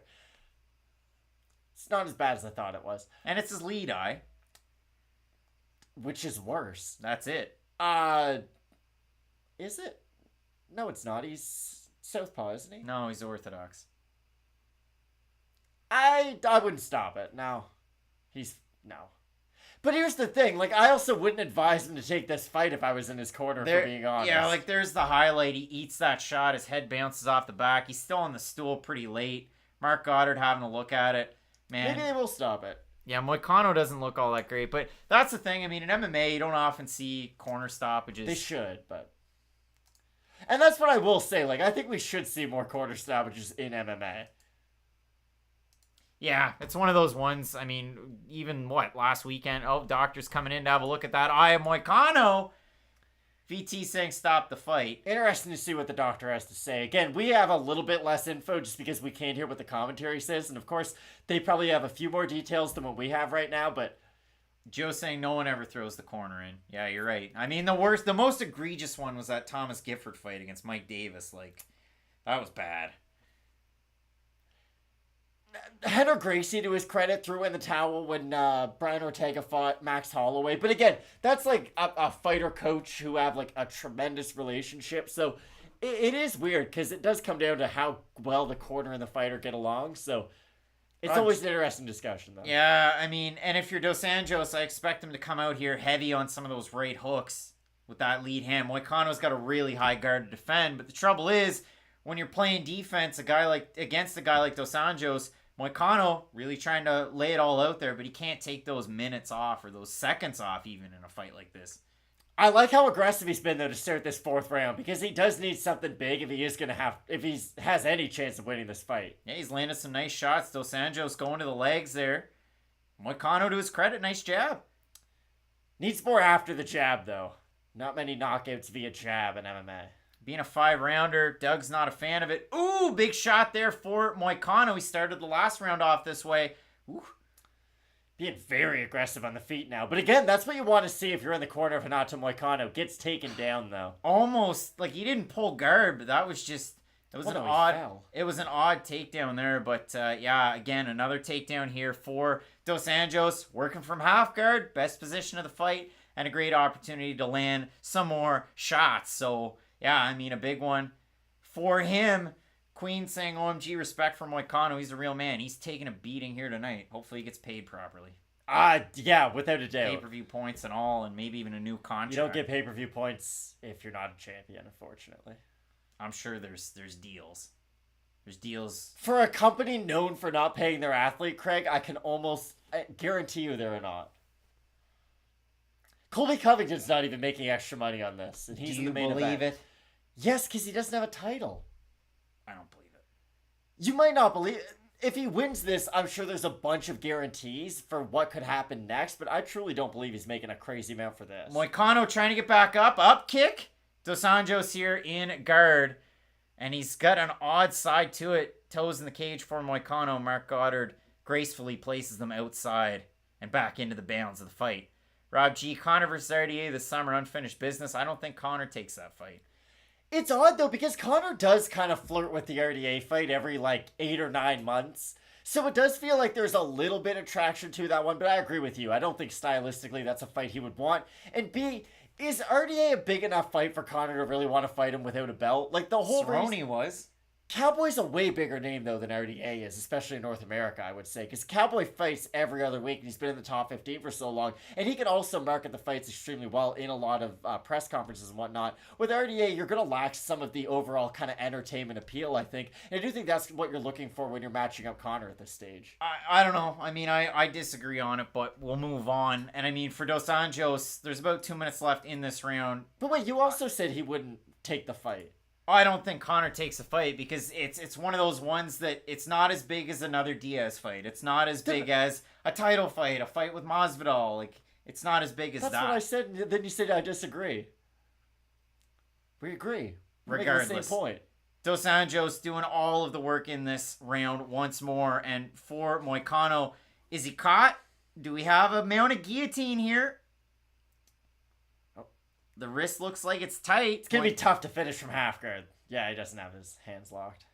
But this shows you what RDA can do when he has the wrestling advantage in a fight. When he's the better wrestler, he looks like a world beater on the feet, and with his wrestling, and with his submissions. Whereas when he does have a wrestling disadvantage, he can't be as aggressive really in any aspect of his game. So this really shows you what he can do when he's at the peak of his powers, if you will. Yeah, and I mean, for Dos Anjos, too, you look at some of those guys. I mean, we're talking about Usman, Covington, Leon Edwards, some of the elite that we've seen him lose to somewhat recently at 170 pounds. So interesting to see how this late career trajectory plays out at 155. But so far, the win over Paul Felder, he's on his way to a win against Moicano, who's had a little bit of success. Ooh, he's got him in almost like a modified crucifix from half guard. Yeah, this is a rough spot. The elbows, there's a cut open on Moicano. Mark Goddard watching this action very closely. And yeah, I mean, for Dos Anjos, it's been all RDA in this fight. Just one-way traffic. 30 seconds remain. Are we going to get a finish here?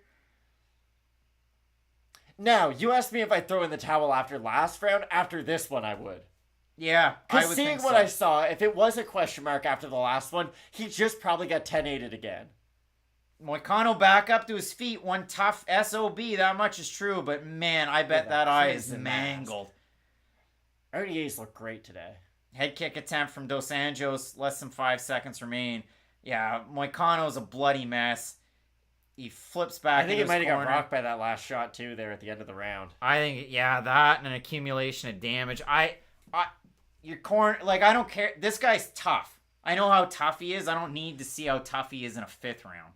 This is why it doesn't make any sense for not throwing in the towel and people saying they're not tough. Being tough is a prerequisite to being an MMA fighter. Everybody is tough who CM does this Punk's for a tough. sport. Yeah, but especially not to Moicano. So, yeah, I don't think it proves anything more having him fight another 5 rounds against RDA with him just getting his ass beat. Goddard blocking the mic. The doctor's saying something to him. Hopefully they look out for his safety. But to be fair, Mark Goddard, other than a couple ground and pound strikes in the 3rd, he didn't really have an opportunity in that last round to stop it. And Dylan R making a good point. I mean, listen, a short notice fight, now he won't fight till November. Yeah, he's going to be out, you would assume, on a medical suspension regardless. Let's see what Marcos D'Amato's saying to He Mark said he's Goddard. fine. I mean, friggin' Renato Moicano, like, can he see out of that eye? Doctor's gonna give it a look, but This is when I think the coach has to step in, though, because again, the Yeah. fighter is always going to want to fight. They're never going to want to take a knee or step away. So I do think this is when you have to protect the fighter from themselves. yeah, I'm a Marcos D'Amato guy. Like, I sing his praises every week, it seems. Like, we talk, obviously, a lot about Conan Silveira and Mike Brown, but, man, if we make this into a 5th round, like, this is just silly at this point. I just don't know why they're giving him so much time in between the rounds that they are going to let him fight. Because if you're RDA, you're like, why are we giving him 5 minutes to recover?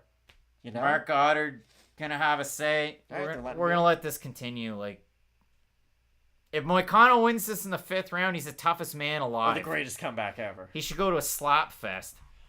Those get wild. Oh, I don't watch them, but I see some highlights. Moicano coming out here, throwing the 1-2 down the pipe. He's going to need a Herculean effort in this 5th round to win, though. He's gonna have to pound that rock. 15 seconds in, Superman punch from Dos Anjos. If Doris Burke was in his corner, would he have a better chance to win? She probably would have called it. Probably. An intelligent woman. Moicano taking center of the ring. You like to see it as we start off. And again, we're talking the 1-2. Moicano spinning back fist a la Marab Dwashvili. Wow. But the range is off. He needs more just... He just needs more output, really. The jab looked nice early. He just wasn't throwing it as often as you'd like. I'm surprised we're in the 5th round, though, especially with this being on short notice. Yeah, I think for Dos Anjos, we're going to see him do another fake pump, get the takedown, and then rinse and repeat. It's what we've seen throughout the fight, but nice attempt at the breadbasket there from Moicano. Another nice kick, hits the arms. Ooh, big time hooks starting to land for Dos Anjos, and Moicano Check lands left there by Moicano. a nice left hook of his own, and Dos Anjos just out of the way of a right hand there, too. RDA's doing a really good job, though, at faking the level change and then coming up top with the strikes, but also committing to the level change, too, with some of his takedowns. Just a masterful performance by RDA. Oh, another head kick lands for Dos Anjos, Good and a left big hand, time too. left hook, too. And there's the big time double leg Big for Dos takedown for Anjos. RDA. And we all know what's going to happen from this point on. Dos Anjos back in his favor. We're on the right side. We're working from half guard. And this has been round 1, round 2, round 3, round 4, and now round 5 as Moicano has his back to the mat. Joe says, who does RDA fight next, though? We talked about McGregor. We talked about the rankings. You've got Dos Anjos at 6. So ahead of him, Chandler, Dariush, Makachev. They want to make Dariush. They want to make Makachev. Moicano back up to his feet. Nice 1-2. Nice uppercut. Needed the body there. Attempt from Moicano. This guy's not going down without a fight. Not just saw some pop on those shots, but... Eats one down the middle for his trouble. Single leg from Dos Anjos. I don't think he's going to be able to get it. Nice good uppercut. though. Nice 1-2 there from Dos Anjos. He's just so steady. He's always doing something. Good left hook. That might have hurt Moicano. Moicano defends the takedown. Tries to get the back. He's being as offensive as he can. Half the round gone in the 5th. But every time you think Moicano's kind of building towards something, RDA sneaks in a little shot that seems to sort of wobble or at least hurt Moicano temporarily. Pete asking about the high tops with the logo. That was Matt down the way. I can find his Instagram after the show. Dos Anjos here. I mean, we've got about 2 minutes left. And again, for Moicano, when he starts to roll, when he starts to flow, he's found success. Even the rounds where he's been down quite a bit. Rob G, Prime Habib versus Usman, 170. Who would take it? That's a tough question. As Dos Anjos looks to land some of these hooks here. I'll say Habib who fought Justin Gaethje is the greatest fighter I've ever seen. Ever. So if it's that version of him, I think he has a chance. But Usman is the only fighter outside of GSP who has a claim to being the greatest welterweight of all time, I think. Moicano looking to leave it all out there. Moicano, yeah, like, you cannot have any more respect for Moicano than I do. Like, the fact that he took this fight on short notice and he's still out there throwing power shots in the 5th round, it is ridiculous. And he's been knocked out early by some really good fighters. For him to withstand all of this damage, he eats another lead hand there from Dos Anjos. He's flowing right now. Oh, yeah, RDA looks great. Nice jab popping it out there for Moicano, but obviously he needs a finish this far. He's way down on the scorecards. Oh, yeah. I would say multiple 10-8 rounds. And maybe This round is competitive, but this is the closest any round has been. That much is true. When you see the Darren Elkins on the face of Moicano this far in, it's bad. Will he get a big damage tattoo? No, but he might add to what's become a sleeve. Oh! Big left hook. Big time left hook there lands for Moicano again. Jorge Masvidal-ish. Big time left lands for Dos Anjos. Moicano coming in here to bang. Landing big strikes. Julian Lane would love this fight. We're getting into it. seconds left. It's RDA. like Derek Lewis Volkov all of a sudden. RDA feints the level change, goes for a kick. Great body kick by RDA. Oh, Moicano's starting to land. That left hook might have hurt RDA. That right hand definitely did. Moicano is just bleeding out everywhere. RDA trying to get away from this fight. They are landing. Moicano clinches. What else? Big left hand by RDA. Takedown attempt from Dos Anjos, and we get the end of that fight. That was a heck of a performance from Renato Moicano. But the question mark kicks parlay hits again. That's 2 weeks in a row. We get the plus. Renato Moicano's so cool. He looks like Cub Swanson. He wants another 5 rounds. He does. Give 10 rounds. This man, his money. I expect this to be fight of the night. We've had some good ones. I would say. Rodriguez, Jan, that was a good fight. The first round between Mullarkey and Turner, that was round of the year. It's been a good one so far, but RDA is for sure coasting, man. Give him $1,000 or $100,000 each. Wayne Kerr's into it. That head kick. Geechee Ferguson was unbelievable. No crowd hearing every hit. That was brutal. Tony Ferguson, the comeback. Yeah, RDA. So yeah, prime Usman Khabib. Who do you have? I'm saying Khabib. Yeah, Khabib's a big guy. He can grapple off his back, though. Like, he submitted Gaethje off his back with a triangle choke. Whereas Usman, he's never been taken down. So that, it's a pretty good reason for why we've never seen him grapple off his back. But it is a wrinkle from Khabib that I've seen that I haven't seen out of Usman. Although Usman is bigger, I would favor the work rate and the speed of Khabib. So for me, I'm looking at this one. I think I've got it 50-43 with 2 10-8s. I would say 49-44. But yes, you're right. I would say Moicano won the 5th round, though. Yeah, I don't know. I still think Dos Anjos won. It was a good ending to it. Yeah, of course Dos Anjos won. I'm not arguing that. No, it was a good ending to the 5th for Moicano, and the guy's tougher than his own good anyway. But, Dos Anjos getting the win. We get to hit that precious QMK parlay. And, if we have a look at the numbers for that one, 179 to 81. Doesn't tell the complete story of that, though. It was really the takedowns, that half-guard control from Dos Anjos, and Dede Pederneiras in the corner, but a neat move back to Nova União for a majority of his camp for this one, too. Has been. RDA's trained at some juggernaut gyms throughout his career. He's really been around. Should be another big win for his career. Do you expect a split decision, Craig, similar to the Paul Felder fight? With the decisions I've seen tonight, maybe. That's true. Wouldn't be the craziest thing we've seen. Negamarianu decision, but a heck of a bit of grit there from Moicano. You can definitely say that about him, and he took a beating in the first 4 rounds. He certainly did. Made a good account of himself, though, in the 5th. No shame whatsoever if you're Renato Moicano. You shouldn't feel bad about this fight at all. No, and we get those final judges' scorecards, but you anticipated. It was all Dos Anjos in that fight. A big time opportunity for him to move forward and hopefully be a little bit more active this year. It was a year and 3 months from his last fight against Paul Felder to this one. And he needs it too. Like, RDA's not in the stage of his career where he can really afford to be taking years off in between fights if he does want to find himself back in a title shot at some point. It'll be interesting to see who they do match him up with. And again, RDA is sort of in that could he fight Conor, could he fight Nate Diaz category. I guess, here, I'm just going to pull up the rankings really quick.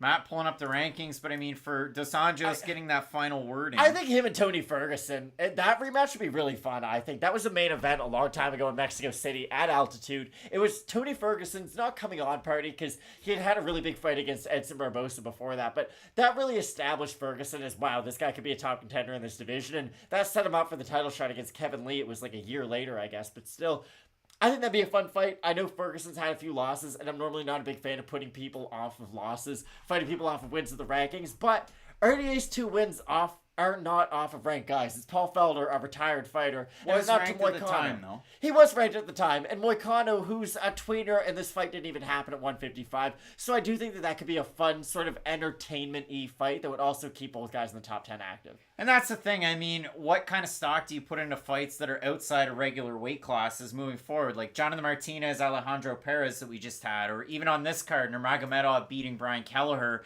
This one at a catchweight. Maybe they try and remake that Fiziev fight. Maybe you kind of give him the old kick in the balls and just say, hey, here you go.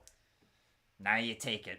You get what you get. But for Dos Anjos, definitely put it all out there on the line in that fight. I mean, he had a ton of success. Obviously, the last minute and a half didn't really go his way there against Moicano, who showed that he has more heart than anybody would imagine. I mean, it's almost like a transformation like Charles Oliveira, where, hey, the guy's a quitter. The guy's a quitter. He gets finished. And for Moicano, he gets finished by a lot of strikers. He absorbed a ton of damage. Hopefully, you know, we know how tough he is. Everybody in the comment section knows how tough he is. Hopefully a bigger audience realizes how tough Moicano is. Yeah, without a doubt. His star should rise. Like, this is one of those stock improving losses, I would say. On short notice, up a weight class, kind of. I don't think there's any shame in losing this fight to RDA, who is, again, fully expecting to fight Fiziev today. So, no shame for Moicano. Maybe he could fight Bobby Green after all. I know that was a fun fight a lot of us were talking about coming off the last fight. I think that'd be a really fun one as they show Yair Rodriguez in the crowd. White jacket, boss move. Fresh. The two guys from... Why is that man wearing a scarf? Because it's cold in Vegas, maybe. Is it? It's in Vegas. I don't know. Not a cold place, I don't think. What show were they on? I don't know. Our mom watched it. Annuel? That. Yeah, what did you call him? I thought it was Bad Bunny. I don't know who he is. I don't know music. I've got Jack White in the Sitting back with a lot of confidence, though. Get to see a look in the back. Colby Covington hitting mitts. Single shots, defending, lots of fun. Colby Covington comes into this fight, and again, you know, one fight into his UFC career, he does an AMA. He talks about how his best friend's Jorge Masvidal. He was on a show with him. He really helped him out when he was broke.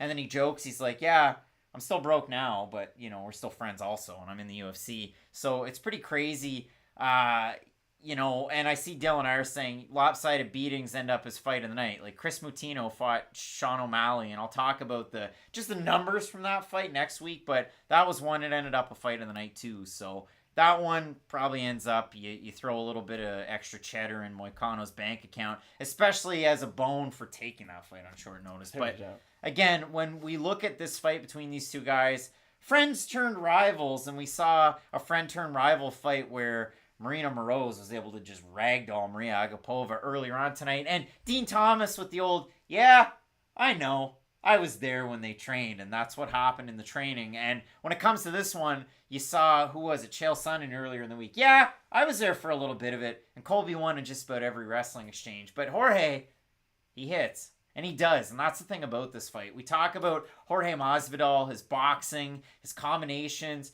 the way that he's able to pressure with some of his kicks as well and switch to kicks in combination. It's a lot of fun to watch when he's flowing. The Darren Till fight is a perfect example of that.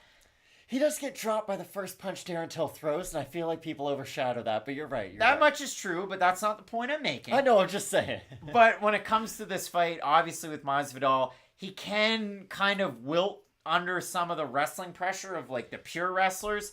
But with Covington, what we've seen in the Woodley fight, in the Usman fights, he's been able to go out there and strike and have success with his striking. Now, I get it. It's against other wrestlers. How will it play out against a striker here? But I'm eager to see what we get, not out of Masvidal, but out of Covington in this fight. I don't think we're going to see Covington strike with Masvidal until at least like the third round, because I do think he's going to try to take some of the sting out of the shots of Masvidal, at least early with his wrestling. Now, Drake put an ungodly amount of money on Jorge Masvidal, but he has that type of cash in his bank account, so I don't think that'll matter too much. I just don't know how you could have, with a lot of confidence, saying Masvidal's going to win this fight. He's a 37-year-old who's ranked 6th in the world, who's not a part-time fighter, but let's just be honest, he has a lot going on outside of the fighting world, which is nice, because, let's be honest, like, we kind of get sad when guys don't have stuff going on. Exactly, like, it's upsetting to see MMA fighters not have stuff go on outside of their MMA career. Like, Michael Bisping, we're all very happy for Michael Bisping, because he stayed in the spotlight. Shot Evans, and he fights now. But Rashad, I would say much less because he's still fighting. But with Bisping, he has things set up post-career outside of fighting to where he doesn't have to eat damage to make money. And I do think Jorge Masvidal is doing that for himself, which is great and it has to be commended. But the issue is that he is setting himself up for what he's doing after fighting, whereas Colby Covington only cares about how do I get back to my Kamaru Usman or my welterweight title shot. And I do think that's going to be a big difference in this matchup. Now, I don't think people are giving Colby Covington enough credit, too, for his possibility of getting a finish. He could get Masvidal just in a position where they're up against the cage. They might not be the hardest shots in the world, but it's kind of like one of those Gregor Gillespie, Yancy Medeiros finishes, where it's, okay, are they the most damaging shots? No, but he's not really defending himself. He can't get back up to his feet. There's like 4 minutes left in the round. What are we going to do? Just watch him rabbit punch him for 400 seconds? No. Maybe we can see a TKO like that round 4, round 5, if the pressure really does get to Masvidal. And based on Masvidal, the training and some of these videos, you can tell when they were filmed because A, he's wearing a Reebok hat, but B, that crazy armpit to shoulder to pectoral muscle tattoo that he's recently acquired. It's like if they made NFTs to tattoos, that's what he has featured on his body. But yeah, the question there about how does Matinho look next week? Well, he's fighting 8-6 Guido Canetti, who's 2-5 in the UFC. And I said after Giga's fight against, or before Giga fought Mana Martinez, like, you lose, you're probably done. And for Guido, he's got another shot. I think he's actually got a pretty good shot against Chris Moutinho. I think Chris is going to beat him pretty bad, to be honest. Chris is, yeah. Chris Moutinho's not great by any means, but there's a lot of disrespect coming from him just because he lost to Sean O'Malley on short notice. Like, a lot of guys would lose to Sean O'Malley on short notice, and I do feel like people are pointing to Chris Moutinho eating a lot of shots as like this big negative. Most people who fight Sean O'Malley on short notice would probably get pieced up. Yeah, Chris is at a weird one. Like, when he fights good grapplers, he gets out grappled. When he fights good wrestlers, he gets out wrestled. When he fights strikers, he can have some success. He's just got to let loose. He's a car crash type fighter. Guido's 42. Guido is 42. And that's old for the division. And a split decision against Mana Martinez, which is wild too. But when we're looking at this one with Masvidal, with Covington, with 170 pounds, a win, not a title shot. Like, it really isn't. We talk about Leon Edwards, and then you look at the logjam of everybody else that's matched up. Like Bilal Muhammad, Vicente Luque, like Burns, like Shemaev. Like, you're almost, you're number one, but you win. Number one's a number. That's all it is. There's other guys in the queue here that are possibly more deserving, if not more deserving. MMA doesn't work this way, but I've been singing this guy's praises for a long time. I may have said I think he might be able to beat Khamzat Chimaev. Bit of a hot take. Masvidal's too big of a star to fight Shavkat Rakhmonov, but oh my god, what a fight that would be. Like, if it was like, hey, we have this guy who's really dangerous outside the rankings. We can't get anyone in the rankings to fight him. Masvidal would be like the perfect matchup, but it would be too perfect because Masvidal would never take a fight like that. You'd have to send me a big digit. Like, it'd be 8 figures to take that fight. Exactly, because Shavkat has 5 fans, and 2 of them are in this room, and Masvidal has a very, very big following. And I'd like to think I know a couple things about MMA, and Shavkat would be a tough matchup for Jorge, I would think. That much is true. Jorge Masvidal making the walk to the octagon, his last win when the man himself, Dwayne "The Rock" Johnson, put that belt around his waist. That was back in 2019, a fight that was for a title that was there, and I'm sure they still sell it at UFC events. It does look cool, I will give it that. The BMF belt. That back at UFC 244, Masvidal versus Diaz in the co-main event. You had Darren Till beating Kelvin Gastelum by split decision, Wonderboy over Vicente Luque. He looked good. He was flowing in that fight. But in this one, when you look at it for Masvidal, you look at it for Covington, we look at the 5-on-in, a lot more activity from Covington. If you had it for Masvidal, he had all the time off where he went on the reality show. He found himself. But for Covington, might be a surprise. I mean, Dos Anjos fit the last fight 3 years, 8 months ago. Robbie Lawler, Usman, Woodley, and then Usman again for Masvidal. Darren Till 3 years ago. So actually, he has neither guy's been very active. Ben Askren in short order, and then Nate Diaz. But yeah, the 2 L's on his record. The title fights, obviously the one where he's eating pizza in the jet with the Gucci. I think it was Gucci. And then he had his opportunity on a full camp, and it went even worse. It did. He got knocked out and put on a poster. That's one of those NFTs that they'd put around a chain on an Apple Watch, and Francis Ngannou has to turn it away or turn it off before his fight against Cyril Gahn. But a big-time opportunity. The tattoo, is that his only tattoo? I think so. What an odd flex it is. And for Colby Covington, he's continued with his tattoos. He's a guy that had an ATT tattoo for a long time. That's weird. That It's much awkward true. now. It's awkward now, but for Jorge Masvidal, we get the walkout. It's like Darren Till had that, like, I'm sure his ex-girlfriend doesn't actually look like Paige Van Zandt, but the tattoo of her on his arm definitely does. Like, that's always got to be a little odd. What's more awkward? Having a tattoo of your ex-girlfriend on your arm forever, or having a tattoo of your ex-gym and now you're main eventing against a fighter from that ex-gym? Because neither one's a great situation, I don't think. Debbie Elder is saying Gamebred looks ready, guys. Jay Simons is saying Colby wins by KO. I have a question for you, Craig. Yeah. Jorge Masvidal is getting a little bit older, something we've both mentioned throughout this week. Do you think, and I know he was a lightweight at one point, but do you think the weight cut is sort of difficult on Masvidal at this stage of his career? Because people don't remember. It was hard for him to make weight the first Usman fight, but like you said, strange circumstances, flying to Abu Dhabi on like 8 days' notice. But, like I said, he is getting a little bit older, and he was one of the last guys to the scale yesterday. So I'm curious, do you think with his age it has got a little bit more difficult for him to make 170? I think he's a superstar and he can play it a little cool. Yeah, it might be a little difficult, and I thought he looked pretty drained, actually. So did on I. the That's why I scale, mentioned but it. it's one of those ones, you know, obviously he is a former lightweight. For Colby Covington, I'm sure he's walking out to the Kurt Angle walkout song. Seemed like he had the blessing there. But I would love to see Colby Covington walk out to it's Dana Cormier's walkout song, Haters in the Building. It'd be cool. I mean, that's the theme to Ballers. They're from Miami. It would make a lot of sense. It'd be cool. I'm a believer by Smash Mouth would be funny, I think, because it just wouldn't be his vibe whatsoever. You'd be like, wait, is Colby coming out? And I'd like to see Dale Brown in his corner moving forward. I mean, it worked for Joaquin Buckley. Dust works, so I'd like to see it moving forward. Dale Brown, gaining clout with the kids. A dangerous man. That's true.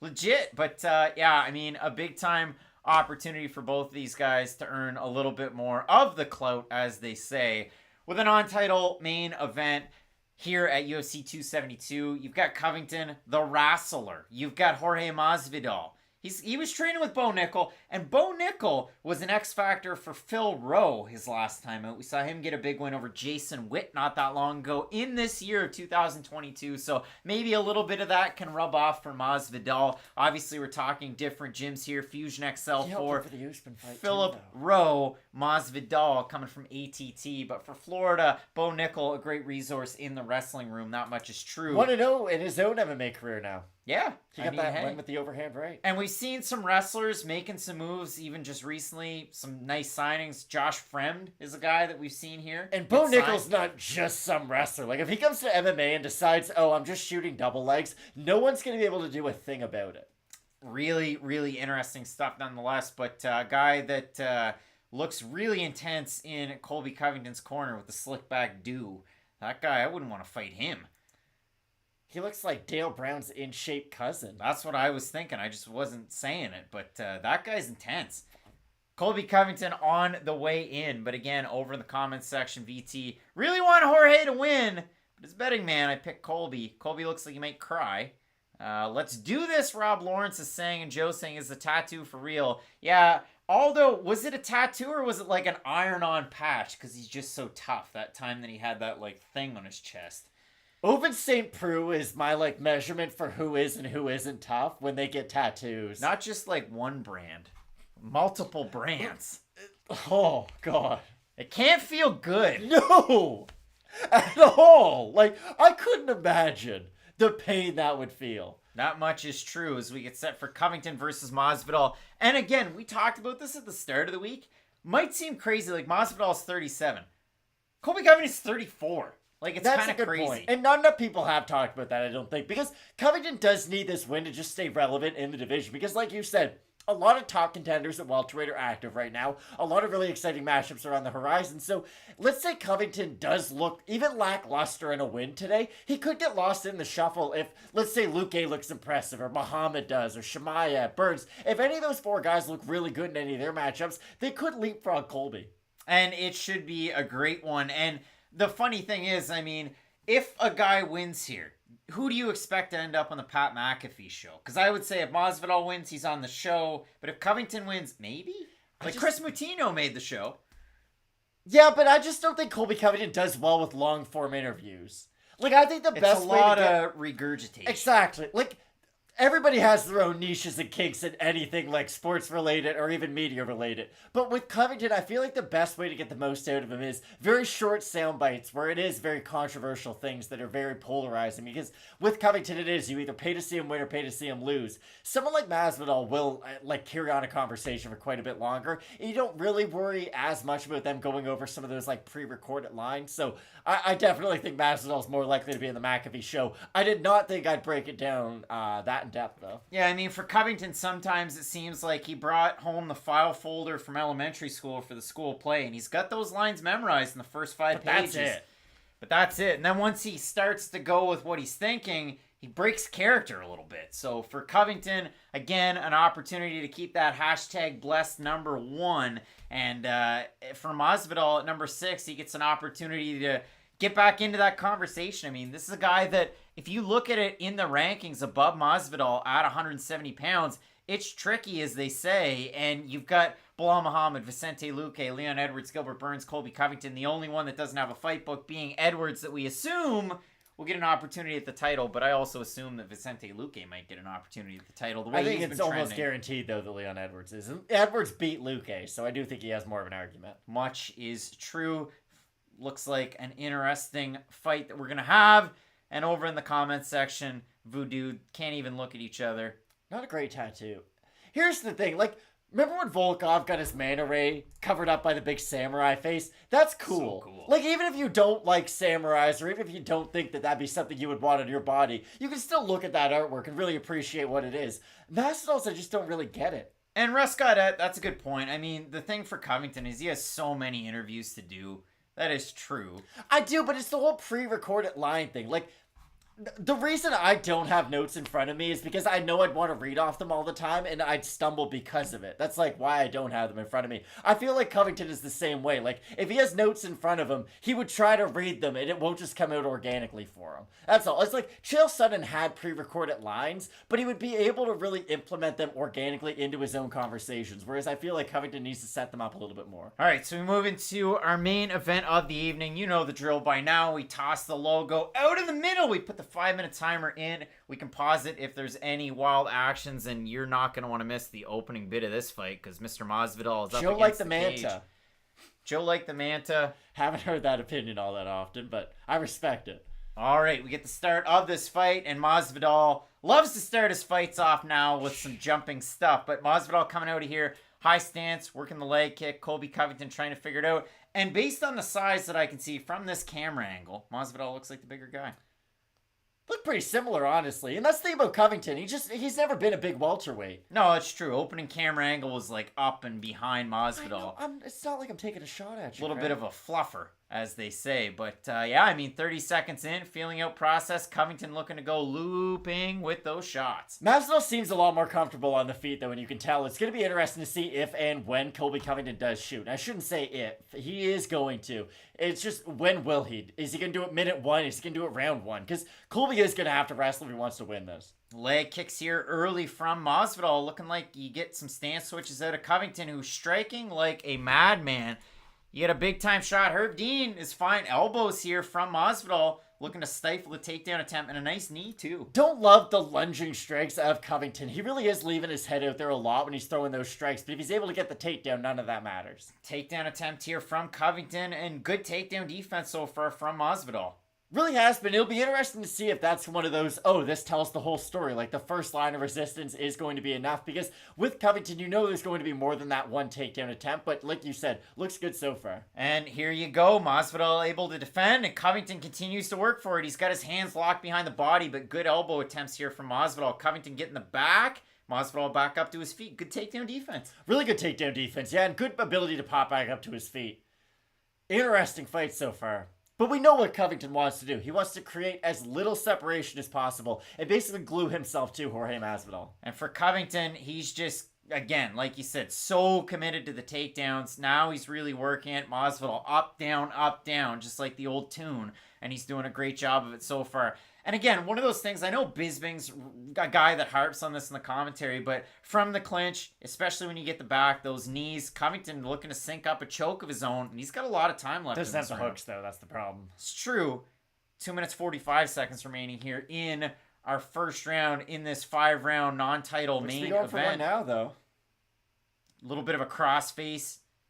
He has one of the hooks in on the right side with Masvidal up against the cage. Masvidal sits into the choke to get his back up against the cage, kind of peel Covington off, but Covington again is all over Masvidal, and you can't knock out your opponent when you're defending submission attempts, so this is great for Covington. I mean, realistically, for Colby Covington right now, he's looking like a bear on garbage in November at the Allen household. He is all over this one early, and unless you make a big change, those bears are going to keep coming back. It's a very regional reference. For Masvidal, he really does need to start defending some of these better, or at least trying to get back up to his feet. Like, I'm not going to call for him to get stood up. That'd be ridiculous. But Covington is having his way with him right now with the wrestling. Covington, again, cross face, cross body. He's got a good job of his positioning. That much is true. Colby's never felt Masvidal's full striking from practice. Yeah, that's one of those things. I mean, unless they went ham in the... I mean, Cody Garbrandt and TJ Dillashaw went ham in sparring sessions. That much is true. A lot of gyms do, actually. Like, AKA is notorious for their tough sparring sessions. Novu Niao? Yeah. Another good one. Colby here just at such an awkward angle, and Masvidal, it really is that heavy rock, and he is sinking right now to the pressure of Covington, who threw out strikes I wouldn't expect a number one contender to do, but he was able to close the distance with it to get it down here. Well, it is similar to, like, Kamaru Usman, though. Like, Usman's strikes are wild. It's just sometimes they land, and he has really big power behind it. Got to watch for the back of the head here for Covington. That strike was right to the back of the head as Herb Dean closes in. But, yeah. Now you have Covington and Mount with the legs wrapped. Less than a minute remains. He's got to get busy. 45 seconds left. This is tough for Jorge. You're wearing the full weight of Covington. Masvidal back up, though. It's like John Fitch versus Paul Daly. Paul Daly, big-time fight coming up against Andrei Koreshkov over with Bellator. 30 seconds remain. Masvidal's got to get busy. Kick from distance here from Masvidal. He needs something big on the feet, though, to end this round if he wants any chance of winning it, because this is a clear 10-9 Covington. 15 seconds left. Did the right hand land for Masvidal? Masvidal already looks tired. Masvidal trying to go to the body here. Good kick there from Masvidal. 5 seconds left. Dying seconds of the round. Both guys go for their own shots. But, yeah. I mean, you look at it so far. We'll bring up the numbers. I don't know what Masvidal is celebrating. But he did get up to his feet. We'll give him that. He was in some compromised positions. But a 10-9 for Covington. And Russ Gaudette saying 10-9 for Chaos. Joe saying wrestling match all night. One would expect it. Yeah, Covington brought his wrestling shoes, and I do think he's going to use them round after round after round. And if you are Covington, why would you do anything different than what you did in the first round? Like, you didn't need a single significant strike, and your opponent is absolutely gassed. Wayne is saying 10-9 for Colby. Joe saying, yep. Just like an old Froggy Fresh song. Moneymaker Mike. Hang from the hoop while I dunk on your chick. What happened to Moneymaker Mike, though? He got it. He got it. If someone told me bad things happened to Moneymaker Mike, I wouldn't be surprised. He's probably making money. You think so? No, yeah. Who makes more money, Moneymaker Mike or LeVar Ball? Because they're in the same tax bracket, I can almost guarantee you. All right, we're getting set for our second round, 5-round. I don't know what Herb Dean is saying. Put the finger eye poke. Hey. I thought that was really early on. You had your chance, Herb. You got to say that stuff in the corner. He's like, hey, you don't take him down and beat him 10-8 round after round. All right, Masvidal coming out, looping. That was, again, those weird what in the holy That heck? landed, though. Colby Covington with a head kick attempt that goes off balance. But if you're Colby Covington, you can throw whatever you want to, because Masvidal's not going to follow you to the mat. You're a way better grappler than he is. Masvidal coming in here, trying to close that gap, getting Covington with a nice leg kick there. Got him on the offbeat stance. Covington has not had any success in the feet. He is really just trying to set up his takedowns, I'd imagine. Because those strikes are not good from Covington. Like, maybe Vicente Luque, because he doesn't have good takedown defense either, isn't a great example, but you do feel like an upper echelon striker could catch him with a counter. Good leg kick there from Covington.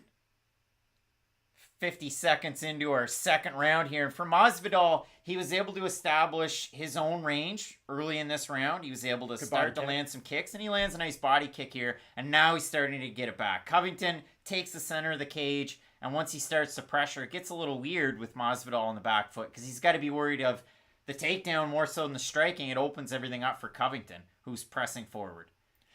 And that's why I feel like there's a part of Masvidal that must think, okay, his strikes aren't that powerful. I'd rather just deal with his strikes in the feet than I would his wrestling. And both guys are really starting to exchange kind of complementary strikes, if you want to go that way. And the elbows are the defense here from Masvidal, and Covington gets us out of that position. Yeah, good job for Masvidal, especially not giving up that position immediately to Covington. But he's got to get his back off the cage because Covington can keep on wrestling from this position. That much is true. 3:20 left here in this round. Covington whipping things around. But again, for Masvidal, the takedown defense, it's been decent so far. And he got up. Oh, big elbow there from Covington. Stand for a few minutes, though. It's just for Covington, I would like to see him do a little bit more at range to set up these takedown attempts, because it is a lot of just crashing into the clinch and not doing anything else. I think it was due to the low blow. That's why he lost the position. Low blow, and now Herb Dean calls a stoppage. The timer's still going. These guys are whining on a lot. I'm just going to say that. They both whined about low blows and high pokes and back of the head. We'll do our best. We'll do our best, but you got him there. Yeah, a little bit of a soft square to the pretzel there. And we do have a stoppage in play. Herb Dean giving him his time. What a weird fight. Ice the cubes. Herb Dean going back over to Colby. Masvidal could feel it deep in his plums. This is something. Wow. All right, we get set for... Remember in Batman versus Superman where he's like, Martha? That's what that was. I didn't see that movie. Colby Covington coming in here with fire and fury. Lands a nice left hand there. Not a lot of going power for a on knee that. up high. Good takedown defense from Masvidal. Makes him pay. Knee on. But he got his back off the cage, and that's what matters in that position. Ooh, tries for an elbow on the break. I think that landed. I think he did too. Good left hook too. Masvidal's having more success in the feet where he's actually letting his hands go. Masvidal's starting to move. Covington eats a leg kick. And I like some of the body kicks from Masvidal. I know it's a risk of getting taken down when you throw that technique, but they have landed quite well. Fake on a takedown. Right hand up top there. A lot more success from Masvidal in this second round. Masvidal, yeah, he's starting to do a better job. And his takedown defense is held up here in the second round. Right hand from Covington. He eats one for his troubles. Both guys hammering away in the pocket. Ooh, nice leg kick there from Masvidal. He's going to play ground game here. Don't know if I'd initiate any grappling with Colby. Stuffing that head. Yeah, but you're helping him push you into the cage. It's kind of like when Edson Barbosa fought Kevin Lee. Covington grabbing those thighs. Covington gets the that back. Was an awful idea. Oh, boy. Ooh. I'm not sure why Masvidal tried to initiate any grappling with Covington, because we just saw what happened every time they came close to each other. The whole goal of the fight, I assumed, was create distance. Covington now in a dominant position. Back up to his feet, though, from Masvidal. Back up to his feet. Trying to get his back off the cage. Elbow on the break. And if you're a Covington backer, or I guess what I'm trying to say is, if you do believe in Masvidal and if you're a fan of his... Covington rocked him with the right hand, and Covington landed a nice combination. He's landing here. Covington did get pieced up by Damian Maia, but Covington's got him hurt. He does. He might just have him tired, though.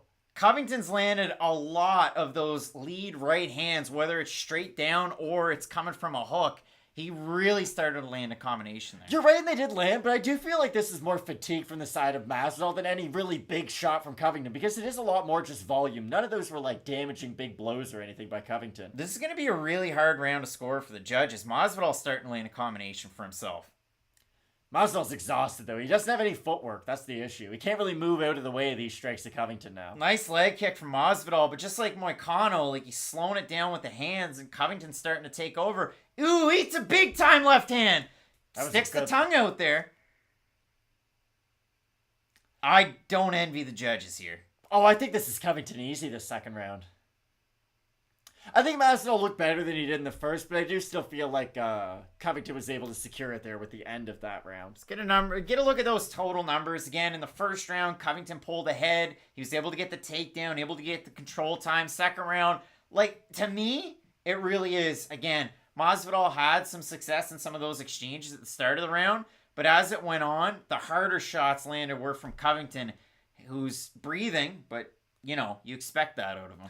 But I thought Masvidal looked tired Sentient after being. the first round. I really think he looks tired now. And I do think, again, I'm not saying those strikes didn't hurt him. It's just a lot of those are kind of glancing shots, even almost off like the shoulder. Whereas it was the pressure that was really getting to Masvidal. If you look, Masvidal's hands are still quite fast when he throws his strikes, but he's not moving his feet behind them. He's just very stationary as a result. I mean, Drake put a decent-sized house on for this fight. Money line with Jorge Masvidal, and if I know anything about Tom Green, fellow Canadian, he wants to be friends with Drake. Underrated song. Didn't Drake win like a bunch of millions on the Super Bowl though? Didn't he have like Odell to catch a touchdown and the Rams to win?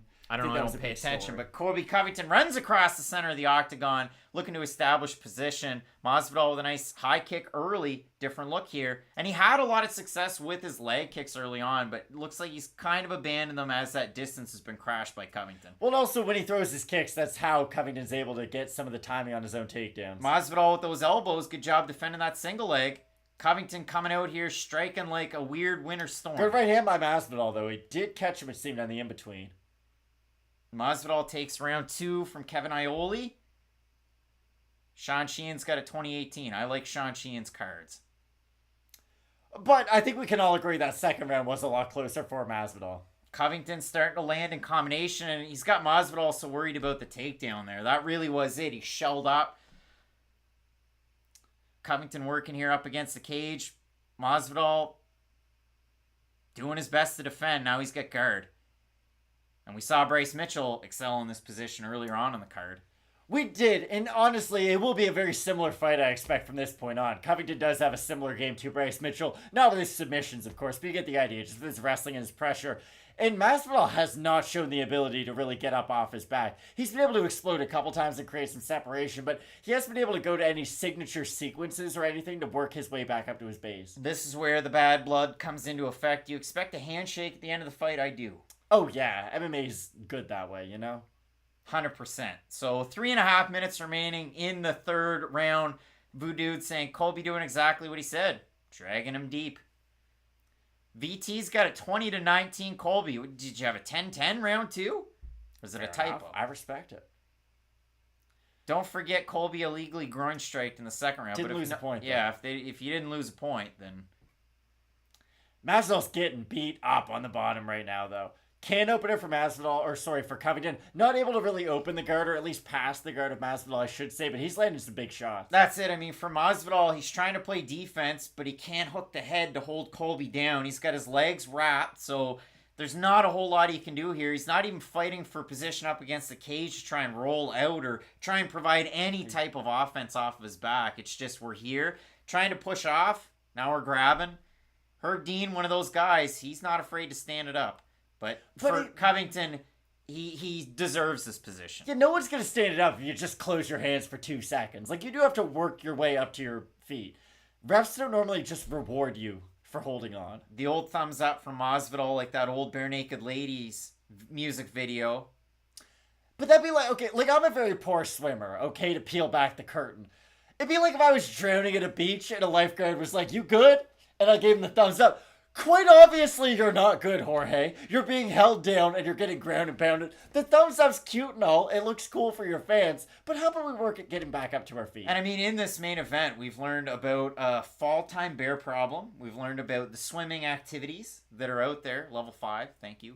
But when we look at this fight, for Covington going from guard, now he's in half guard. He's further out from the cage, and he's really landing a lot of hammer fists and elbows from these positions here. This is 10-8. 1:35 remaining. Definitely if it continues on this way. Fearless Red saying Masvidal trained for one round. I thought Moicano did, and he did his best work in the 5th when he was Good point. beaten. Broken, beat, and scarred, just like the old Metallica song that's not that old. Masvidal's getting destroyed in this match. The old crossface and the neck crank here from Covington. He's not getting the submission. The thumbs up from Masvidal. No, just tossing out different looks out there. He's really just trying to rope those arms around to end up getting into a better position. I expect him to try to get into mount here. Looks like it. He was trying to place the head. But I think Covington has the mindset of my ground and pound and my pressure. My pressure is going to be worse than my ground and pound in a lot of these cases. Like, just him making Masvidal work is probably a lot worse for Masvidal. Masvidal with the takedown, maybe? Nope. Covington back on top. I was curious if we would see Masvidal go for any takedowns of his own, because RDA was able to take Covington down in their fight multiple times, and it just hasn't been something a lot of people have attempted on him because he himself is such a good wrestler. T-Rex, can't wait for the next event video. T-Rex, we appreciate you. The thumbnail's in. The graphics are done. We'll try and get that out as soon as we can. But, yeah, I mean, this round almost nearing completion. Our third round of 5. No title on the line. No title on the line. No title. The title of best worst friend, maybe. Is that the way that they're going to go at it? Masvidal back up to his feet. Woo!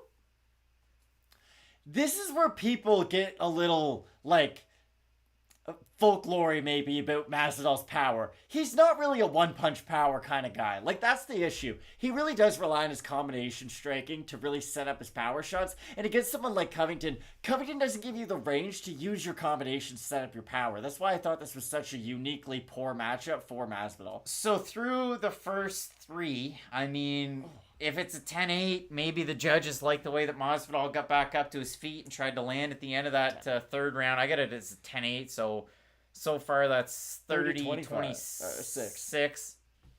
It's probably the way you're going to go with it. So 30-26 for the man himself out of MMA Masters, Colby Covington.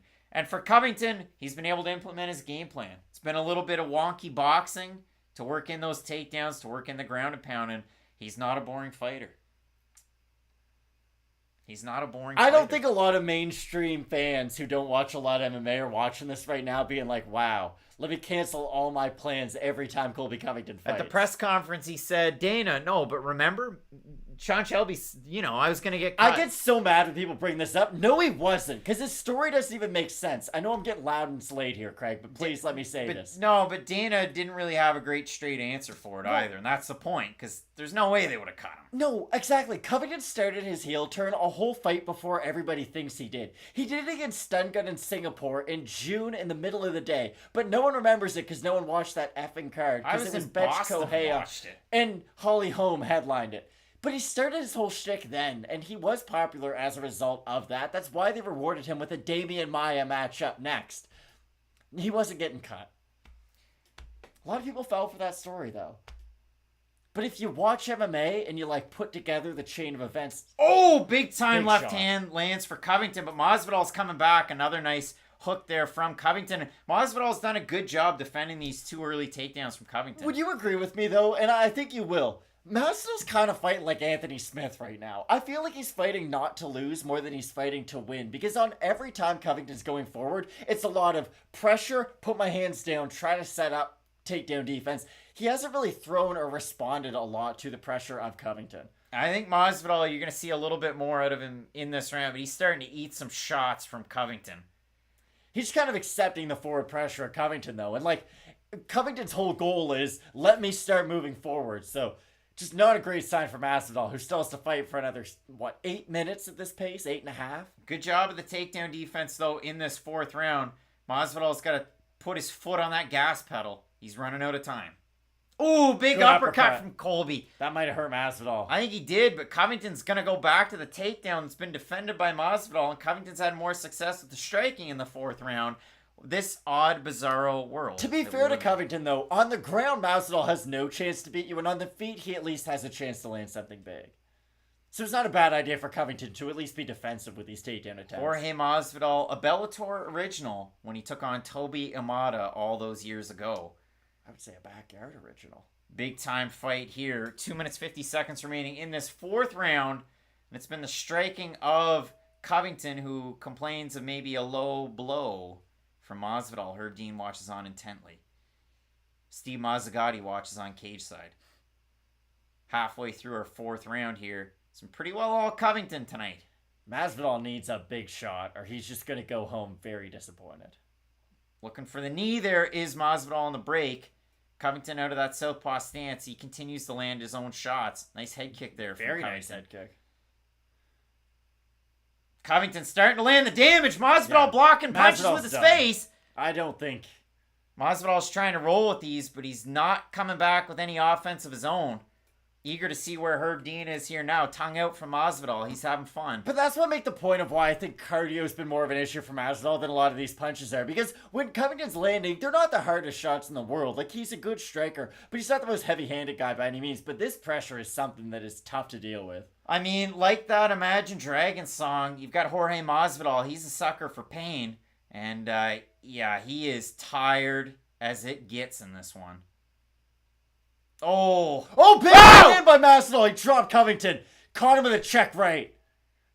He needed a big chance, and that was it right there. Masvidal wobbled him again. Minute and a half left. Covington's really hurt. He's on Beach Street. He is. Masvidal being smart, though, not blowing his load too early. Because he is tired. He must only have one big burst left in him. Closing in on a minute left here in the fourth round. The equalizer here, the power of Masvidal. Now Covington's storming back. I did not see that coming. Masvidal needed a big shot, and he got it. Oh, left hook, too, by Masvidal. Got a bit of a second wind here. I mean, Covington's had a lot of success in his striking, and he's having success here now as we get up against the cage. And Masvidal almost looked like he was starting to want to at least clinch up. But Covington able to withstand that storm. That was wild. That was the craziest bit of this fight that we've seen so far. But you see, they keep on complaining about every little thing. Like, focus more on your opponent than the minor infractions they might be causing on the rules. They would not have liked that Tim Elliott fight earlier on tonight. It was the Eddie Guerrero performance. I lie, I cheat, I steal. And he won that fight. Less than 30 seconds left. Masvidal coming out swinging. I don't know if that one big shot was enough for him to win the round. It probably was, but Masvidal needed this round if he thought he was going to try to win this fight. His hands are low, but Covington's have come low as well. Spinning wheel kick attempt that hits the shoulder. 5 seconds left. Covington some more. Big time round. I mean, for me, I still have that round for Covington. He landed so many unanswered shots. I get it. The biggest shot of the round was for Masvidal, but for me, I've got it for Covington, who's Dale Brown look-alike in the corner. But I look at this one. I mean, Covington's got one round of 10-8. That was a clean right hook. It was for sure. And Masvidal, like, he's got his head turned, whipping right back into it. But that was perfect. Big time, right on the chin. Couldn't have painted it like better that was picture. The perfect punch. Big time one for sure. So whether you give that round to Masvidal or you don't, he needs a finish in the last round. He does, but he showed us there's a chance, and I didn't think there was any pulse. Like, I called it a while ago. So I think Jorge's gonna. He's not going to cheat himself in this last round. You're probably right. Covington probably did do enough with those flurries to win the round, but Masvidal needed us to have some sort of confidence in him going into this round, and he gave us a reason. By chance, doesn't have that confidence. Masvidal is so overrated in the comments section. I don't know about that. I don't think he's overrated. I don't know he's about just that. popular. Like, being popular doesn't mean people think you're the GOAT. All right, so we move into our fifth and final round. Thanks, everybody, for joining in. Toss a like. It would mean a lot as we get set for our fifth round. Non-title main event. It's not a fight night. And here we go. Covington Masvidal. No touch of gloves as we start the fifth round. The animosity is real. Louis Bond, was Jorge too tired for the finish? I would say. He just ate a couple of big shots from Covington, who goes for the single. Trying for the trip. Jorge with the back. And Covington into half with a butterfly. More so full guard. Masvidal's got to get back up to his feet. You can't win this fifth round off your back. Half guard from Covington. The shoulder pressure here. He's going to look to land more of those hammer fists. Masvidal trying to scoop back up. Credit where it's due. That has to be his number one goal. Get back up to your feet. Covington trying to get the back. And this is it. The crossface. And then we switch. And then we switch back and forth. The old seesaw attempt here from Colby Covington. It's such a weird angle that he's at. Yet he's excelled in these positions round after round when he's been here. We just can't get the finish. That's the problem. Like, if you rear naked choke somebody without the hooks in, they can just spin and go face to face with you, and then you don't have to choke anymore. There's only one guy that could really finish this, and it's Rude Boy Randy Brown, who just had a fight booked tonight against Chaos Williams. So look forward to that one. Rude Boy Williams. I love it. That should be a fun one. Covington with the back. Masvidal back up to his feet. He's got 3 minutes and 40 seconds with which to work to earn the finish that he so desperately needs. Is T-Rex saying, I wonder who they'll fight next? That's hard to say. It's a logjam up at the top of 170 right now. Covington looking to win this fight. He's trying to drag it back down to the mat. Brendan Loughnan's like, when I go for takedowns, I don't get signed, but these guys get main events. It's a load of rubbish. The PFL zone. Just a suffocating style from Colby Covington, to say the least. The blanket that's wet that is Colby Covington. Relentless. That should be his nickname. Get rid of chaos. Relentless Colby Covington. I think the worst nickname coming up, and we have it next weekend on the prelims, The Professional, Azamat Murzakanov. You don't like The Professional? No. Giga Chikadze had that sort of whole thing. Like, Giga, he was dressing like Leon the Professional. Covington now with the back. I mean, Masvidal, can he explode out of this position now that he's tired?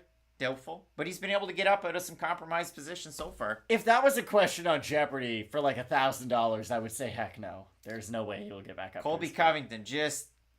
And I've been wrong before and I will be again. Just grinding it out. But, okay, so here's the question. Has Colby done anything in this fight that makes you think he would have a chance against Usman the next time out? Or does he make... Do you think he'll be a top 3 guy for a long time to come, I guess, with a lot of these new contenders rising up? Because like you mentioned, he is 33, but obviously he's still very competitive.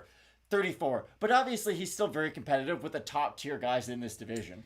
The elite of the elite gatekeeper is what he is right now. So just sort of, if you beat him, you can get a title shot, kind of. Yeah, and I mean, if you look at it, there's only 2 guys that have beat him. Kamaru Usman and Warley Alves. Warley. Where you at, bud? Covington just suffocating in this third round. Masvidal trying to get back up to his feet, utilizing the single leg, but it's Covington back to the back, and now we're going to play the crossface game. That pace. It really is, the pace and the cardio. And when you don't have it, Mark Davis watches on. With Shania Twain. Never thought I'd say that. Any man of mine. Listen, if you got money, Craig, you can have a haircut like that, and Shania Twain will still sit next to you for a whole UFC event. Whose bed have your boots been under? The owner of the Las Vegas Raiders, it turns out. I'm going to get you good. All jokes aside, though, big time opportunity here for Colby Covington. And for Mark Davis, his team's been hot in Vegas. Maybe this year's the playoffs. But, Matt, a minute left. Covington now really in a dominant position here. Masvidal gave us a reason to cheer in that 4th round, get a little excited, but it has been all Covington this 5th. That's true. You get the strike numbers. Oh, more Covington. He's just piecing this thing up. He's looked great so far. And still fighting for a finish this late, too. Is Colby Covington ever fighting for a finish? No, just more crossface. Oh, mean crossface with fingers. Unless Masvidal just gives up, he shouldn't be able to get choked out in this position. Because his right shoulder, can get back to the ground. Covington here from half guard, hammering away. Less than 20 seconds remain. Masvidal with the last burst to try and get out of it. Covington and Mount.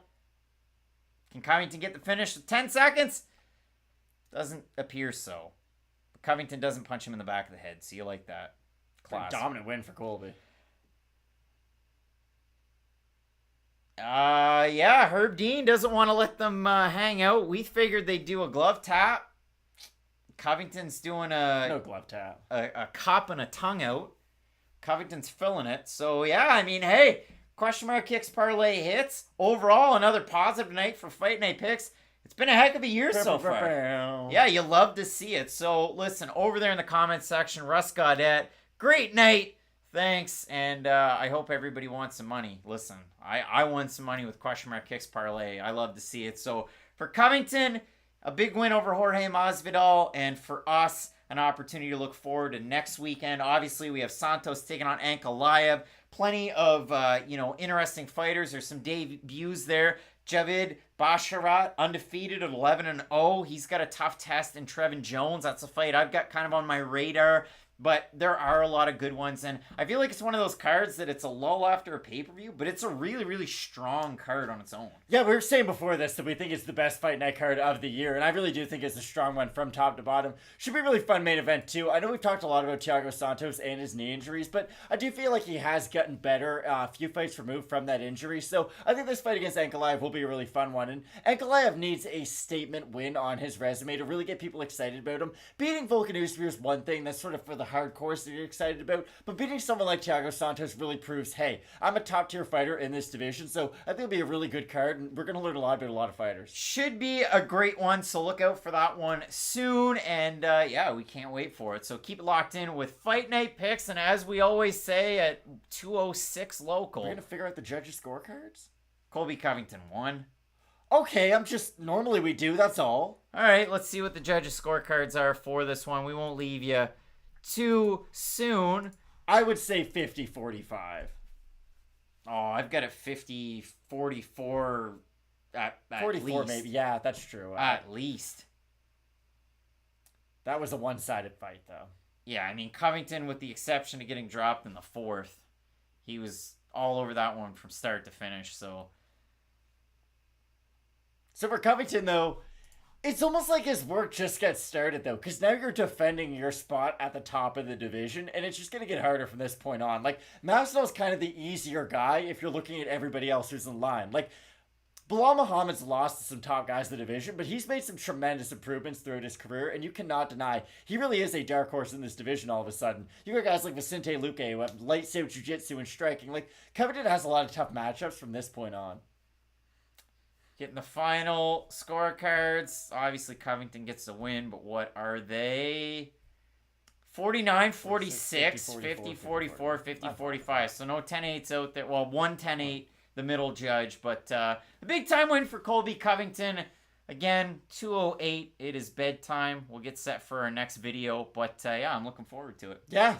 Keep it locked in, as we always say, with Fight Night Picks. Let's get into it.